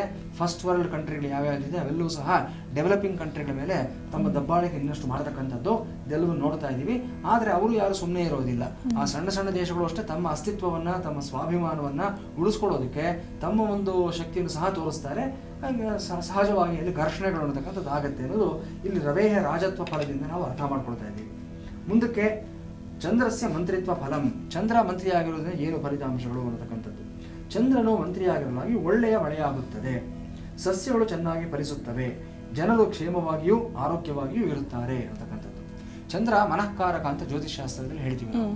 ಮನಃಕಾರಕ ಅಂದ್ರೆ ಒಬ್ಬ ಕೌನ್ಸಿಲರು ಅಥವಾ ಒಬ್ಬ ಗೈಡು, ಒಬ್ಬ ಗುರು ಯಾರಿರ್ತಾರೆ ಬೇರೆಯವರ ಮನಸ್ಸನ್ನು ಅರ್ಥ ಮಾಡ್ಕೊಳ್ಬೇಕಂತ ವ್ಯಕ್ತಿಯಾಗಿರ್ತಾರೆ. ಇನ್ನೊಬ್ಬರ ಸಮಸ್ಯೆಗೆ ಸರಿಯಾಗಿ ಸ್ಪಂದಿಸ್ತಕ್ಕಂಥವ್ರು, ಅವರಿಗೆ ಅನುಕೂಲಕರವಾದಂತ ಒಂದು ಮಾರ್ಗದರ್ಶನ ಮಾಡತಕ್ಕಂಥವ್ರು ಆಗಿರ್ತಾರೆ. ಈ ಎಲ್ಲ ಗುಣಗಳು ಗುರುವಿನಲ್ಲಿ ಮತ್ತು ಚಂದ್ರನಲ್ಲಿ ಸದಾಕಾಲ ಇರುತ್ತೆ. ಚಂದ್ರ ಮಾತೃಕಾರಕನೂ ಆಗಿರ್ತಾನೆ. ಹಾಗಾಗಿ ಒಂದು ತಾಯಿ ತರ ಆಲೋಚನೆಯನ್ನು ಮಾಡ್ತಾನೆ ಚಂದ್ರ. ಅಂತಹ ಚಂದ್ರ ಮಂತ್ರಿ ಆದಾಗ ಏನಾಗುತ್ತೆ, ಎಲ್ಲ ಒಳ್ಳೆ ಫಲಿತಾಂಶಗಳೇ ಬರಬೇಕು, ನಮಗೆ ಯಾವ್ದು ಕೆಟ್ಟದಾಗೋದಕ್ಕೆ ಸಾಧ್ಯವಾಗುವುದಿಲ್ಲ. ಇಲ್ಲಿ ರವಿ ಅಧಿಕಾರದಲ್ಲಿರ್ತಕ್ಕಂಥ ಹೇಳ್ತಾನೆ, ಹೋಗಿ ಅವ್ನು ಹೊಡೆದ್ಬಿಟ್ಟು ಬಾರೋ ಅಂತ ಹೇಳ್ತಾನೆ. ಈ ಮಂತ್ರಿ ಏನ್ ಮಾಡ್ತಾನೆ, ಸ್ವಲ್ಪ ಯೋಚನೆ ಮಾಡ್ತಾನೆ, ಹೋಗ್ಬಿಟ್ಟು ಬುದ್ಧಿ ಹೇಳ್ತಾನೆ, ನೋಡಪ್ಪ ಈ ತರ ಮಾಡಬೇಡ, ದೊಡ್ಡವರು ಕೋಪ ಬರುತ್ತೆ, ಉಳಿಸ್ಕೊಳ್ತೀಯ ನೀನು, ತಿದ್ಕೊಂಡು ನಿನ್ನ ಸ್ವಲ್ಪ ಅಂತ ಹೇಳಿ ಒಳ್ಳೆ ಮಾತನ್ನ ಅದನ್ನ ಸಮಾಧಾನಕರವಾಗಿ ಬದಲಾವಣೆ ಮಾಡ್ತಾನೆ. ಇದು ಮಂತ್ರಿಯ ಲಕ್ಷಣ, ಚಂದ್ರನ ಒಂದು ಲಕ್ಷಣ. ಮುಂದಕ್ಕೆ ರವೇಹೇ ಸೇನಾಧಿಪತ್ವ ಫಲಂ. ಸೇನಾಧಿಪತಿಯನ್ನು ರವಿ ಆಗಿರೋದ್ರಿಂದ ಏನಾಗುತ್ತೆ ಇದನ್ನು ನೋಡೋಣ. ರವಿಯು ಸೇನಾಧಿಪತಿ ಆಗಿರುವುದರಿಂದ ರಾಜರುಗಳಲ್ಲಿ ಅನ್ಯೋನ್ಯ ಯುದ್ಧ ಉಂಟಾಗುತ್ತದೆ. ಮೇಘಗಳು ಗಾಳಿಯಿಂದ ಚದುರಿಸಲ್ಪಟ್ಟು ಮಳೆಯನ್ನು ಸುರಿಸುವುದಿಲ್ಲ. ಭೂಮಿಯಲ್ಲಿ ಕೆಂಪು ಧಾನ್ಯಗಳು ಚೆನ್ನಾಗಿ ಫಲಿಸುತ್ತವೆ. ಈಗ ರಾಜನೂ ಅವನೇ ಆಗಿ ಸೇನಾಧಿಪತಿ ಕಂಪ್ಲೀಟ್ ಮಿಲಿಟರಿ ಕಮಾಂಡ್ ಅವನ ಕಂಟ್ರೋಲ್ ಇರುತ್ತೆ. ಯಾವಾಗ ಬೇಕಾದ್ರೂ ಕಮಾಂಡ್ ಕೊಡಬಹುದು, ಯಾರ ಮೇಲೆ ಬೇಕಾದ್ರೆ ದಂಡೆತ್ತು ಹೋಗಬಹುದು. ರವಿ ರಾಜನಾಗಿರ್ತಕ್ಕಂಥ ಫಲಗಳೇನಿದೆ ಅನ್ನೋದು ಸೇನಾಧಿಪತಿಯಲ್ಲೂ ಸಹ ಮತ್ತೆ ವ್ಯಕ್ತವಾಗ್ತಾ ಇದೆ. ಮುಂದಿನದು ಸಸ್ಯಾಧಿಪತ್ವ ಫಲಂ. ಯಾರು ಸಸ್ಯಾಧಿಪತಿ ಅಂದ್ರೆ ಗುರು ಈ ಬಾರಿ ಸಸ್ಯಾಧಿಪತಿ ಆಗಿದ್ದಾನೆ. ಗುರುವು ಸಸ್ಯಾಧಿಪತಿ ಆಗಿರುವುದರಿಂದ ಪೈರುಗಳು ಚೆನ್ನಾಗಿ ಬೆಳೆಯುತ್ತವೆ, ಪದಾರ್ಥಗಳಿಗೆ ಸ್ವಲ್ಪ ಬೆಲೆ ಕಡಿಮೆಯಾಗುವುದು. ಆದರೆ ಕೊಂಕಣ ಮತ್ತು ಮಗಧ ದೇಶಗಳಲ್ಲಿ ಸಸ್ಯಗಳ ಬೆಳವಣಿಗೆ ಕಡಿಮೆ, ಪದಾರ್ಥಗಳಿಗೆ ಬೆಲೆ ಹೆಚ್ಚಾಗುತ್ತದೆ. ಯಾವ್ಯಾವ ಪ್ರಾಂತ್ಯದಲ್ಲಿ ಯಾವ ರೀತಿ ಆಗುತ್ತೆ ಅನ್ನೋದನ್ನ ತಿಳಿಸ್ಕೊಡ್ತಿದ್ದಾರೆ. ಬಹುತೇಕ ದಕ್ಷಿಣ ಭಾರತದಲ್ಲಿರತಕ್ಕಂಥವ್ರಿಗೆ ಒಳ್ಳೆ ಫಲಿತಾಂಶಗಳು ಇಲ್ಲಿ ಕಾಣಿಸ್ತದೆ. ಮುಂದಿರೋದು ಕುಜಸ್ಯ ಧಾನ್ಯಾಧಿಪತ್ವ ಫಲಂ. ಕುಜ ಧಾನ್ಯಾಧಿಪತಿ ಆಗಿರೋದ್ರಿಂದ ಕುಷ್ಕಿ ಧಾನ್ಯಗಳು ಅಂದ್ರೆ ಈಗ ಒಣಗಿರತಕ್ಕಂಥ ಧಾನ್ಯಗಳು ಯಾವುದಿದೆ ಆ ಥರದ್ದು ಅಂತ ಅಂದ್ಬಿಟ್ಟು, ಹಾಗೆ ಮೊನೆಯುಳ್ಳ ಧಾನ್ಯಗಳು ಕೆಂಪು ಭೂಮಿಯಲ್ಲಿ ಚೆನ್ನಾಗಿ ಫಲಿಸುತ್ತವೆ. ಮುಂದಿನದು ರವೆಯ ಅರ್ಘಾಧಿಪತ್ವ ಫಲಂ. ಸೂರ್ಯನು ಅರ್ಘಾಧಿಪತಿ ಆಗಿರುವುದರಿಂದ ಮಳೆ ಕಡಿಮೆ, ಪದಾರ್ಥಗಳಿಗೆ ಬೆಲೆ ಹೆಚ್ಚು, ಪ್ರಜೆಗಳಿಗೆ ಹಸಿವಿನ ಬಾಧೆ, ರಾಜರಿಗೆ ಪರಸ್ಪರ ಕ್ರೋಧ. ಈ ಬಾರಿ ಸುಮಾರು ಒಂದು ಪೋರ್ಟ್ಫೋಲಿಯೋಗಳನ್ನ ರವಿ ತನ್ನ ಕಂಟ್ರೋಲ್ ಇಟ್ಕೊಂಡಿದ್ದಾರೆ. ಹಾಗಾಗಿ ಆತ ಏನ್ ನಿರ್ಧಾರ ತಗೊಳ್ತಾನೆ, ಆತನ ಮನಸ್ಥಿತಿ ಏನಿದೆ ಆ ಪ್ರಕಾರವಾಗಿ ಸೂರ್ಯನನ್ನ ಪಾಪಗ್ರಹ, ಕ್ರೂರ ಗ್ರಹ ಅಂತಾನೂ ಕರಿತೀವಿ ನಾವು. ಹಾಗಾಗಿ ಬಹುತೇಕ ಫಲಿತಾಂಶಗಳು ಸ್ವಲ್ಪ ಮಟ್ಟಿಗೆ ಕ್ರೂರವಾಗಿ ಕಾಣಿಸ್ತಾ ಇದೆ. ಮುಂದಿನದು ರವೆ ಮೇಘಾಧಿಪತ್ವ ಫಲಂ. ಮೇಘಾಧಿಪತಿಯು ರವಿನೇ, ಅರ್ಘಾಧಿಪತಿ, ಸೇನಾಧಿಪತಿ, ರಾಜ ಎಲ್ಲವೂ ಕೂಡ ಮೇಘಾಧಿಪತಿ ಕೂಡ ಆಗ್ತಾ ಇದ್ದಾನೆ. ಸೂರ್ಯನು ಮೇಘಾಧಿಪತಿ ಆಗಿರಲಾಗಿ ಪ್ರಜೆಗಳಿಗೆ ಭಯ ಹೆಚ್ಚು, ಬೆಳೆ ಕಡಿಮೆ, ಅಲ್ಪವೃಷ್ಟಿ, ಕೆಂಪು ಧಾನ್ಯಗಳು ಚೆನ್ನಾಗಿ ಫಲಿಸುತ್ತವೆ. ಶನಿಯ ರಸಾಧಿಪತ್ವ ಫಲಂ. ರಸಾಧಿಪತಿ ಶನಿ ಆಗಿರುವಂತದ್ದು ಏನಾಗುತ್ತೆ ಅದರಿಂದ ನೋಡೋಣ ಮುಂದಿಂದು. ಶನಿಯು ರಸಾಧಿಪತಿ ಆಗಿರುವುದರಿಂದ ಬೆಳೆ ಕಡಿಮೆ, ರಸ ಪದಾರ್ಥಗಳು ಕ್ಷೀಣಿಸುತ್ತವೆ, ಜನರಿಗೆ ಅಭಿವೃದ್ಧಿ ಉಂಟಾಗುತ್ತದೆ. ಒಂದೆರಡು ತೊಂದರೆಗಳನ್ನು ಕೊಟ್ಟರು ಸಹ ಜನರಿಗೆ ಬೇರೆ ರೀತಿಯಲ್ಲಿ ಅಭಿವೃದ್ಧಿಯನ್ನು ಕೊಡ್ತಾ ಇದ್ದಾರೆ ಅನ್ನೋದು ಗೊತ್ತಾಗುತ್ತೆ. ಹಾಗಾಗಿ ಪ್ರತಿ ಬಾರಿ ನಾವು ಶನಿಯನ್ನ ಬ್ಲೇಮ್ ಮಾಡೋದು, ತಪ್ಪಾಗುತ್ತೆ. ಶನಿಯಿಂದ ಅನುಕೂಲಗಳು ಇದೆ ಅನ್ನೋದು ಇಲ್ಲಿ ಗೊತ್ತಾಗುತ್ತೆ. ಮುಂದಿರೋದು ಬುಧಸ್ಯ ನೀರಸಾಧಿಪತ್ವ ಫಲಂ. ರಸಗಳಿಗೆ ಅಧಿಪತಿ ಒಬ್ಬ ಇದ್ದಾರೆ, ನೀರಸಾಧಿಪತಿಗಳು. ಹೌದು, ಖಂಡಿತ. ಯಾರು ಅಂದ್ರೆ ಬುಧ. ಇಲ್ಲಿ ಬುಧನು ನೀರಸಾಧಿಪತಿ ಆಗಿರುವುದರಿಂದ ಚಿನ್ನ, ಮುತ್ತು, ಶ್ರೀಗಂಧ, ಕರ್ಪೂರ, ಬೆಳ್ಳಿ ಇವು ದುರ್ಲಭವಾಗುತ್ತವೆ. ಎಲ್ಲ ಕಾಸ್ಟ್ ಜಾಸ್ತಿ ಆಗುತ್ತೆ. ಬಜೆಟ್ ಮಂಡನೆ ಮಾಡಿದ್ದಾರೆ. ಆ ಬಜೆಟ್ ನಲ್ಲಿ ನಮ್ಗೆ ಗೊತ್ತಾಗಿದೆ ಯಾವ್ದು ಜಾಸ್ತಿ ಆಗಿದೆ ಅಂತ. ಅದನ್ನ ಪಂಚಾಂಗದಲ್ಲಿ ಹೇಳುವ ವಿಚಾರಗಳನ್ನ ಟ್ಯಾಲಿ ಮಾಡ್ಕೊಂಡು ನೋಡ್ಕೊಂಡ್ರೆ ಗೊತ್ತಾಗುತ್ತೆ ಇದೆಲ್ಲ ಎಷ್ಟರ ಮಟ್ಟಿಗೆ ವೈಜ್ಞಾನಿಕವಾಗಿದೆ ಅನ್ನೋದು ಅರ್ಥ ಆಗುತ್ತೆ ನಮಗೆ. ಇದರ ಜೊತೆನಲ್ಲಿ ಕಬ್ಬಿಣ, ಸೀಸ, ತಾಮ್ರ ಇವುಗಳು ಸಮೃದ್ಧಿಯಾಗಿ ದೊರೆಯುತ್ತದೆ ಅಂತ ಹೇಳಿದ್ದಾರೆ. ಸೊ ಈ ವ್ಯಾಪಾರ ಮಾಡತಕ್ಕಂಥ ವ್ಯಕ್ತಿಗಳು ಯಾರಿರ್ತಾರೆ ಅವರಿಗೆಲ್ಲ ಈ ವರ್ಷ ಅನುಕೂಲಕರವಾಗಿರ್ತಕ್ಕಂಥದ್ದು, ಲಾಭಾಂಶ ಬರುವಂತ ವರ್ಷ ಆಗಿ ಕಾಣಿಸ್ತಾ ಇದೆ. ಯಮಸ್ಯ ಪಶುನಾಯಕತ್ವ ಫಲಂ. ಯಮ ನಾಯಕನಾಗಿರುವುದರಿಂದ ಏನಾಗುತ್ತೆ ಅಂತದ್ದು, ಯಮನು ಪಶುನಾಯಕನಾಗಿರುವುದರಿಂದ ಪದಾರ್ಥಗಳಿಗೆ ಬೆಲೆ ಹೆಚ್ಚು, ಪಶುಗಳಿಗೆ ಮೇವಿನ ಕೊರತೆಯಿಂದ ಸ್ವಲ್ಪ ಹಾಲು ಕೊಡುತ್ತವೆ, ಪಶುಗಳಿಗೆ ಪೀಡೆ ಹೆಚ್ಚು. ಈ ಪ್ರಾಣಿಗಳಿಂದ ಬರತಕ್ಕಂಥ ಸಾಂಕ್ರಾಮಿಕ ರೋಗಗಳನ್ನು ನಾವು ನೋಡ್ತಾ ಇರ್ತೀವಿ, ಅವಾಗ ಬರ್ತಾ ಇರುತ್ತೆ. ಈ ಬಾರಿ ಆ ತರದ್ದು ಜಾಸ್ತಿ ಆಗುವಂತ ಸಾಧ್ಯತೆಗಳಿದೆ ಅಂತ ಹೇಳಿದ್ದಾರೆ. ಹಾಗಾಗಿ ಯಾರ್ಯಾರು ಪಶು ಸಂಗೋಪನೆ ಮಾಡಿದೀರಾ ಆ ತರದವರು, ಒಂದು ಹಸು ಆಗ್ಲಿ, ಕುರಿ ಆಗ್ಲಿ, ಮೇಕೆ ಆಗ್ಲಿ ಇವುಗಳನ್ನು ಸಾಕಿರತಕ್ಕಂಥವ್ರು ತುಂಬಾ ಜಾಗೃತಿಯಿಂದ ಇರಬೇಕು. ಅದರಲ್ಲೂ ಮೊದಲಿನ 3 ಅಥವಾ 4 ತಿಂಗಳ ಕಾಲ ಈ ತರದ್ದು ಒಂದು ಸಾಂಕ್ರಾಮಿಕ ರೋಗಗಳು ಪಶುಗಳಲ್ಲಿ ಹೆಚ್ಚಾಗಿ ವ್ಯಾಪಿಸುವಂತ ಸಾಧ್ಯತೆಗಳಿರೋದ್ರಿಂದ ಜಾಗೃತಿಯಿಂದ ಇರಬೇಕು. ನೀವು ಏನೇನು ಲಸಿಕೆಗಳನ್ನು ಹಾಕಿಸ್ಬೇಕು ಪ್ರಾಣಿಗಳಿಗೆ, ಮತ್ತು ಅದಕ್ಕೆ ಬೇಕಾಗಿರ್ತಕ್ಕಂಥ ಒಂದು ಮೇವಾಗ್ಲಿ ಅಥವಾ ಮುಖ್ಯವಾಗಿ ಬೇಕಾಗಿರ್ತಕ್ಕಂಥ ನೆರಳು. ಬಹಳಷ್ಟು ಪ್ರಾಣಿಗಳು ಸಾಯತಕ್ಕಂಥದ್ದು ನೀರು ನೆರಳಿಂದನೇ ಸತ್ತು ಹೋಗುತ್ತೆ. ಅದಿಲ್ಲದೆ ಇರೋ ರೀತಿಯಲ್ಲಿ ಆ ಥರ ಸಮಸ್ಯೆ ಆಗದೆ ಇರೋ ರೀತಿಯಲ್ಲಿ ನೀವು ನೋಡ್ಕೋಬೇಕು ಅನ್ನತಕ್ಕಂಥದ್ದು ಇಲ್ಲಿರತಕ್ಕಂಥ ಸೂಕ್ಷ್ಮವಾದ ವಿಚಾರ ಆಗಿರುತ್ತೆ. ಇದಿಷ್ಟು ಎಲ್ಲ ನಾಯಕರ ಒಂದು ವಿಚಾರ ಆಗಿರುತ್ತೆ. ಇನ್ನು ಇಷ್ಟೊಂದು ವಿಶೇಷತೆಯನ್ನು ತಿಳಿಸ್ಕೊಟ್ರಿ. ಬಟ್ ಇಲ್ಲಿ ಏನಾಗಿದೆ ಅಂದರೆ ಈ ವರ್ಷ ಫಲಕ್ಕಿಂತ ಹೆಚ್ಚಾಗಿ ಒಂದು ರೀತಿ ನಕಾರಾತ್ಮಕ ದೃಷ್ಟಿಕೋನವೇ ಹೆಚ್ಚಾಗಿರುವಂಥದ್ದು. ಗುರುಗಳೇ, ಇದಕ್ಕೆ ಯಾವುದಾದ್ರೂ ಪರಿಹಾರಗಳು ಇರುವಂಥದ್ದ? ಪರಿಹಾರಗಳಿಗೆ ಹೋಗೋದಕ್ಕೆ ಮೊದಲು ನಾವು ಕಂದಾಯ ವಿಚಾರವನ್ನು ನೋಡಿಬಿಡೋಣ. ಖಂಡಿತ ಗುರುಗಳೇ. ಕಂದಾಯ ವಿಚಾರ ಅನ್ನೋದು ಪ್ರತಿ ನಕ್ಷತ್ರಕ್ಕೂ ಅನ್ವಯವಾಗ್ತಕ್ಕಂಥ ಪ್ರತ್ಯೇಕವಾದ ವಿಚಾರ ಆಗಿದೆ. ಈಗ ನಾವು ಹೇಳಿದ ಇಷ್ಟೊತ್ತು ಎಲ್ಲರೂ ಸಾರ್ವತ್ರಿಕವಾಗಿ ಅನ್ವಯ ಆಗತಕ್ಕಂಥ ವಿಚಾರ. ಈಗ ವೈಯಕ್ತಿಕವಾಗಿ 27 ನಕ್ಷತ್ರದಲ್ಲಿ ಹುಟ್ಟಿರತಕ್ಕಂಥ ಏನೇನು ಫಲಿತಾಂಶ ಕಂದಾಯ ವಿಚಾರ ಅಂತ ಹೇಳ್ತಾರೆ. ಈ ಕಂದಾಯ ಫಲ ಏನು ಅಂತಂದ್ರೆ, ಮೊದಲ 4 ತಿಂಗಳಿಗೆ ಒಂದು ಸಂಖ್ಯೆಯನ್ನು ಹೇಳಲಾಗುತ್ತೆ, ಎರಡನೇ 4 ತಿಂಗಳಿಗೆ ಒಂದು ಸಂಖ್ಯೆ, ಮೂರನೇ 4 ತಿಂಗಳಿಗೆ ಒಂದು ಸಂಖ್ಯೆಯನ್ನು ಪಂಚಾಂಗದಲ್ಲಿ ಹೇಳಿರ್ತಾರೆ. ಇದರಲ್ಲಿ ಬೆಸ ಸಂಖ್ಯೆ ಆದ್ರೆ ಫಲ ಜಾಸ್ತಿ ಆಗುತ್ತೆ. ಅಂದ್ರೆ ಆಡ್ ನಂಬರ್ಸ್ ಅನ್ನತಕ್ಕಂಥ 1, 3, 5, 7, 9 ಬಂದ್ರೆ ಫಲ ಜಾಸ್ತಿ. ಸಮಸಂಖ್ಯೆ ಆದ್ರೆ ಫಲ ಮಧ್ಯಮವಾಗಿರುತ್ತೆ. 2, 4, 6, 8 ಆದ್ರೆ. ಒಂದು ವೇಳೆ 0 ಆದ್ರೆ ಏನಾಗುತ್ತೆ ಅನ್ನೋದನ್ನ ಇಲ್ಲಿ ಪಂಚಾಂಗಕರ್ತರು ಹೇಳಿದ್ದಾರೆ. ಇಲ್ಲಿ 0 ಆದ್ರೆ ನಿಷ್ಫಲ ಅಂತ ಹೇಳಿದ್ದಾರೆ. ಮೊದಲನೇ ಕಂದಾಯ 0 ಆದ್ರೆ ರೋಗ ಭಯ, ಎರಡನೆಯದು 0 ಆದ್ರೆ ಮಹಾಭಯ, ಮೂರನೆಯದು 0 ಆದ್ರೆ ಧನಹಾನಿ ಅಂತ ಹೇಳಿದ್ದಾರೆ, 3 0 ಆದ್ರೆ ಮಹಾ ಕಷ್ಟ ಅಂತ ಹೇಳಿದ್ದಾರೆ. ಈಗ ನೋಡೋಣ 27 ನಕ್ಷತ್ರಗಳಿಗೆ ಏನೇನು ಕಂದಾಯ ಫಲಗಳಿದೆ ಅನ್ನತಕ್ಕಂಥದ್ದು. ಪ್ರತಿ ನಕ್ಷತ್ರದವರು ನಿಮ್ಮ ನಕ್ಷತ್ರದ ಕಂದಾಯ ಫಲಗಳನ್ನು ಗುರುತು ಮಾಡಿಟ್ಕೊಳ್ಳಿ ಒಂದು ಕಡೆ. ಅದಕ್ಕೆ ಅನುಗುಣವಾಗಿ ನೀವು ನಿಮ್ಮ ಎಲ್ಲ ಕೆಲಸ ಕಾರ್ಯಗಳನ್ನ ನೀವು ಪ್ಲಾನ್ ಮಾಡ್ಕೊಳ್ಳೋದಕ್ಕಂತ ಅದು ಸೂಕ್ತವಾದ ವಿಚಾರ ಆಗಿರುತ್ತೆ. ಅಶ್ವಿನಿ ನಕ್ಷತ್ರ 3 0 1, ಭರಣಿ ನಕ್ಷತ್ರ 6 1 4, ಕೃತಿಕಾ ನಕ್ಷತ್ರ 1 2 2, ರೋಹಿಣಿ ನಕ್ಷತ್ರ 4-0-0, ಮೃಗಶಿರ ನಕ್ಷತ್ರ 7-1-3, ಆರ್ದ್ರ ನಕ್ಷತ್ರ 2-2-1, ಪುನರ್ವಸು ನಕ್ಷತ್ರ 5-0-4, ಪುಷ್ಯಮಿ ನಕ್ಷತ್ರ 0-1-2, ಆಶ್ಲೇಷ ನಕ್ಷತ್ರ 3-2-0, ಮಖ ನಕ್ಷತ್ರ 6-0-3, ಪುಬ್ಬ ನಕ್ಷತ್ರ ಅಥವಾ ಪೂರ್ವ ಫಲ್ಗುಣಿ ನಕ್ಷತ್ರ ಅಂತಾನೂ ಕರಿತೀವಿ ಇದನ್ನ 1-1-1, ಉತ್ತರ ಫಲ್ಗುಣಿ ನಕ್ಷತ್ರ 4-2-4, ಹಸ್ತ ನಕ್ಷತ್ರ 7-0-2, ಚಿತ್ತ ನಕ್ಷತ್ರ 2-1-0, ಸ್ವಾತಿ ನಕ್ಷತ್ರ 5-2-3, ವಿಶಾಖ ನಕ್ಷತ್ರ 0-0-1, ಅನುರಾಧ ನಕ್ಷತ್ರ 3-1-4, ಜ್ಯೇಷ್ಠ ನಕ್ಷತ್ರ 6-2-2, ಮೂಲ ನಕ್ಷತ್ರ 1-0-0, ಪೂರ್ವಾಷಾಢ ನಕ್ಷತ್ರ 4-1-3, ಉತ್ತರಾಷಾಢ ನಕ್ಷತ್ರ 7-2-1. ಎಲ್ಲ ನಕ್ಷತ್ರಗಳಿಂದಲೂ ಒಳ್ಳೆ ಫಲಿತಾಂಶ ಬಂದಿರೋದು ಈ ಉತ್ತರಾಷಾಢ ನಕ್ಷತ್ರದವರಿಗೆ ಈ ಬಾರಿ 7ರಿಂದ ಶುರುವಾಗುತ್ತೆ, 1ರವರೆಗೂ ಹೋಗುತ್ತೆ, ಎಲ್ಲೂ 0 ಬಂದಿಲ್ಲ. ಅದ್ಭುತವಾದ ಫಲಿತಾಂಶ ಕಾಣಿಸ್ತಾ ಇದೆ ಈ ವರ್ಷ. ನಂತರ ಶ್ರವಣ ನಕ್ಷತ್ರ 2-0-4, ಧನಿಷ್ಠ ನಕ್ಷತ್ರ ಇವ್ರಿಗೂ ತುಂಬಾ ಚೆನ್ನಾಗಿದೆ 5-1-2, ಶತಭಿಷ ನಕ್ಷತ್ರ 0-2-0, ಮೊದಲು ಕಷ್ಟ, ಮಧ್ಯದಲ್ಲಿ ಸ್ವಲ್ಪ ಸಮಾಧಾನ ಇರುತ್ತೆ, ತಿರ್ಗಾ ಕೊನೆಯಲ್ಲಿ ಸ್ವಲ್ಪ ಜಾಗೃತಿಯಿಂದ ಇರಬೇಕು ಶತಭಿಷ ನಕ್ಷತ್ರದವರು. ಪೂರ್ವಭಾದ್ರ ನಕ್ಷತ್ರ 3-0-3, ಉತ್ತರಾಭಾದ್ರ ನಕ್ಷತ್ರ 6-1-1, ಕೊನೆಯದಾಗಿ ರೇವತಿ ನಕ್ಷತ್ರ 1-2-4. ಇವ್ರಿಗೊಂಥರ ಚೆನ್ನಾಗಿದೆ, ಮೊದಲು ಕಡಿಮೆ ಇರುತ್ತೆ, ಹೋಗ್ತಾ ಹೋಗ್ತಾ ಸ್ವಲ್ಪ ಜಾಸ್ತಿ ಆಗ್ತಾ, ವರ್ಷದ ಕೊನೆಯಲ್ಲಿ ಇನ್ನೂ ಜಾಸ್ತಿ ಆಗುತ್ತೆ. ಇದಿಷ್ಟು ಕಂದಾಯ ಫಲಗಳು 27 ನಕ್ಷತ್ರಗಳಿಗೆ ಸಂಬಂಧಪಟ್ಟಿರತಕ್ಕಂಥ ವಿಚಾರಗಳಾಗಿರುತ್ತೆ. ಮುಂದಿನದು ಆದಾಯ ವ್ಯಯಾದಿಗಳು 12 ರಾಶಿನವರಿಗೆ. ಇದ್ರ ಬಗ್ಗೆ ನೋಡೋಣ ನಾವು. ಖಂಡಿತವಾಗಿ ಸರ್. ಈಗ 12 ರಾಶಿನವರಿಗೆ ಆದಾಯ ವ್ಯಯ, ಆರೋಗ್ಯ ಅನಾರೋಗ್ಯ, ರಾಜಪೂಜೆ ರಾಜಕೋಪ, ಸುಖ ಮತ್ತು ದುಃಖ ಯಾವ ಪ್ರಮಾಣದಲ್ಲಿದೆ ಅಂತ ತಿಳಿಸ್ಕೊಡ್ತೀವಿ. ನಮ್ಮ ವೀಕ್ಷಕರೆಲ್ಲರೂ ಸಹ ಇದನ್ನ ಒಂದು ಕಡೆ ಗಮನ ಇಟ್ಟು ಇದನ್ನ ಬರೆದಿಟ್ಕೋಬೇಕಾಗಿರ್ತಕ್ಕಂಥದ್ದು. ರಾಜಪೂಜಾ ರಾಜಕೋಪ ಅಂದರೆ, ರಾಜಪೂಜಾ ಅಂದರೆ ನಿಮಗೆ ಸಿಗತಕ್ಕಂಥ ಸನ್ಮಾನಗಳು, ಗೌರವಗಳು, ಮರ್ಯಾದೆಗಳು ಆಗಿರುತ್ತೆ. ರಾಜಕೋಪ ಅಂತಂದರೆ ನಿಮಗೆ ಸಿಗತಕ್ಕಂಥ ತಿರಸ್ಕಾರಗಳು, ಅವಮಾನಗಳು ಇವೆಲ್ಲವೂ ಸಹ ಆಗಿರುತ್ತೆ. ಮಿಕ್ಕಿದ್ದೆಲ್ಲ ನಿಮ್ಗೆ ಅರ್ಥ ಆಗ್ತಕ್ಕಂಥ ವಿಚಾರಗಳೇ ಆಗಿರುತ್ತೆ. ಮೇಷ ಮತ್ತು ವೃಶ್ಚಿಕ ರಾಶಿಯವರಿಗೆ ಆದಾಯ 2, ವ್ಯಯ 14, 2 ರೂಪಾಯಿ ಸಂಪಾದನೆ ಮಾಡಿದ್ರೆ 14 ರೂಪಾಯಿ ಖರ್ಚು ಮಾಡ್ತೀರಿ. ಮೇಷ ಮತ್ತು ವೃಶ್ಚಿಕ ರಾಶಿಯವರು ತುಂಬಾ ಜಾಗ್ರತೆಯಿಂದ ಇರಬೇಕು ಈ ಸಂವತ್ಸರದಲ್ಲಿ ನೀವು. ಆರೋಗ್ಯ 3, ಅನಾರೋಗ್ಯ 0, ರಾಜಪೂಜೆ 5, ರಾಜಕೋಪ 6, ಸುಖ 3, ದುಃಖ 6, ದುಃಖ 3, ಸುಖ ದುಃಖ 2 ಸಮಾನವಾಗಿದೆ ಮೇಷ ಮತ್ತು ವೃಶ್ಚಿಕ ರಾಶಿಯವರಿಗೆ. ವೃಷಭ ಮತ್ತು ತುಲಾ ರಾಶಿಯವರಿಗೆ ಆದಾಯ 11, ವ್ಯಯ 5. ಈ ಬಾರಿ ಸಂಪಾದನೆ ಚೆನ್ನಾಗಿರುತ್ತೆ, ಖರ್ಚುಗಳೆಲ್ಲ ಕಡಿಮೆ ಆಗುತ್ತೆ. ನಿಮಗೆ ಹಳೆ ಸಾಲಗಳೆಲ್ಲ ತೀರಿಸ್ಕೊಳ್ಳೋದಕ್ಕೆ ಸರಿಯಾಗಿರ್ತಕ್ಕಂಥ ಒಂದು ವರ್ಷ ಆಗಿರುತ್ತೆ. ಕರೆಕ್ಟಾಗಿ ನೀವು ಫೈನಾನ್ಷಿಯಲ್ ಪ್ಲಾನಿಂಗ್ ಅನ್ನೋದನ್ನು ಮಾಡಿಕೊಂಡ್ರೆ ಅದ್ಭುತವಾದ ವರ್ಷ ಆಗುತ್ತೆ ವೃಷಭ ಮತ್ತು ತುಲಾ ರಾಶಿಯವರಿಗೆ, ಏನು ಅನುಮಾನ ಇಲ್ಲ. 11 ಆದಾಯ ಬರ್ತದೆ, ನೀವೆಷ್ಟು ಕಷ್ಟಪಡ್ತೀರ ಅನ್ನೋದು ಸಹ ಗೊತ್ತಾಗುತ್ತೆ. ಸುಮ್ಮನೆ ಬರೋದಿಲ್ಲ ದುಡ್ಡು ಅನ್ನತಕ್ಕಂಥದ್ದು, ಅದಕ್ಕೆಷ್ಟು ಹಗಲಿರಲು ಶ್ರಮಿಸಿರ್ತೀರ ನೀವು, ಅದರ ಪರಿಣಾಮ ಏನಾಗುತ್ತೆ ಅನ್ನೋದು ಆರೋಗ್ಯ ಅನಾರೋಗ್ಯದಲ್ಲಿ ತೋರಿಸುತ್ತೆ ನೋಡಿ. ಆರೋಗ್ಯ 0, ಅನಾರೋಗ್ಯ 4. 11 ಆದಾಯ ಬರಬೇಕು, ವ್ಯಯ 5 ಅಂತಂದ್ರೆ ಡಬಲ್ ಡ್ಯೂಟಿ ಮಾಡಿರ್ತೀರಾ ನೀವು. ಬೆಳಿಗ್ಗೆನೂ ದುಡಿತೀರಾ, ಸಂಜೆನೂ ದುಡಿತೀರಾ, ಆರೋಗ್ಯದ ಮೇಲೆ ಏಟ್ ಬೀಳುತ್ತೆ ಅಲ್ವಾ?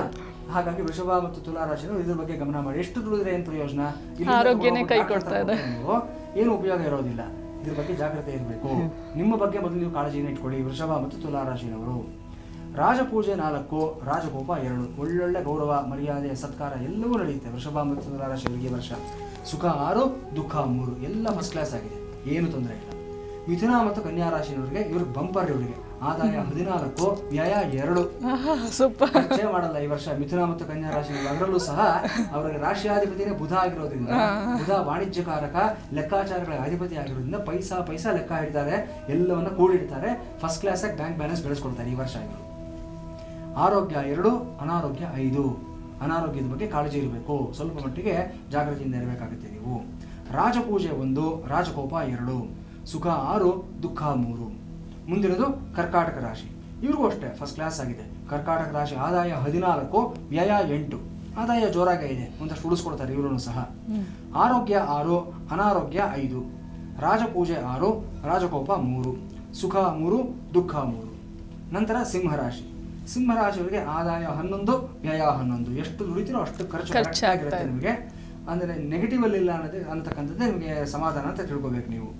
ಆರೋಗ್ಯ 4, ಅನಾರೋಗ್ಯನೂ 4, ಅದು ಸಮವಾಗೇ ಇದೆ ಸಿಂಹರಾಶಿಯವರಿಗೆ. ಯಾಕೆ ಈ ಥರ ಪರೀಕ್ಷೆ ಅಂತಂದರೆ ಈ ಬಾರಿ ಮುಖ್ಯವಾಗಿ ಅಷ್ಟಮ ಶನಿ ಬರುತ್ತೆ. ಅದರ ರಾಶಿ ಭವಿಷ್ಯದ ನಂತರ ಹೇಳ್ತೀನಿ ನಾನು.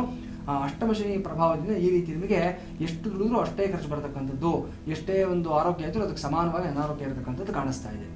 ಮುಂದಿನದು ರಾಜಪೂಜೆ 2, ರಾಜಕೋಪ 6, ಸುಖ 3, ದುಃಖ 3. ಧನಸ್ಸು ಮತ್ತು ಮೀನರಾಶಿಯವರಿಗೆ ಆದಾಯ 5, ವ್ಯಯ 5, ಇವ್ರಿಗೂ ಅಷ್ಟೇ ಸಮಾನವಾಗಿದೆ. ಆರೋಗ್ಯ 1, ಅನಾರೋಗ್ಯ 1. ರಾಜಪೂಜೆ 4, ರಾಜಕೋಪ 2, ಸುಖ 6, ದುಃಖ 3.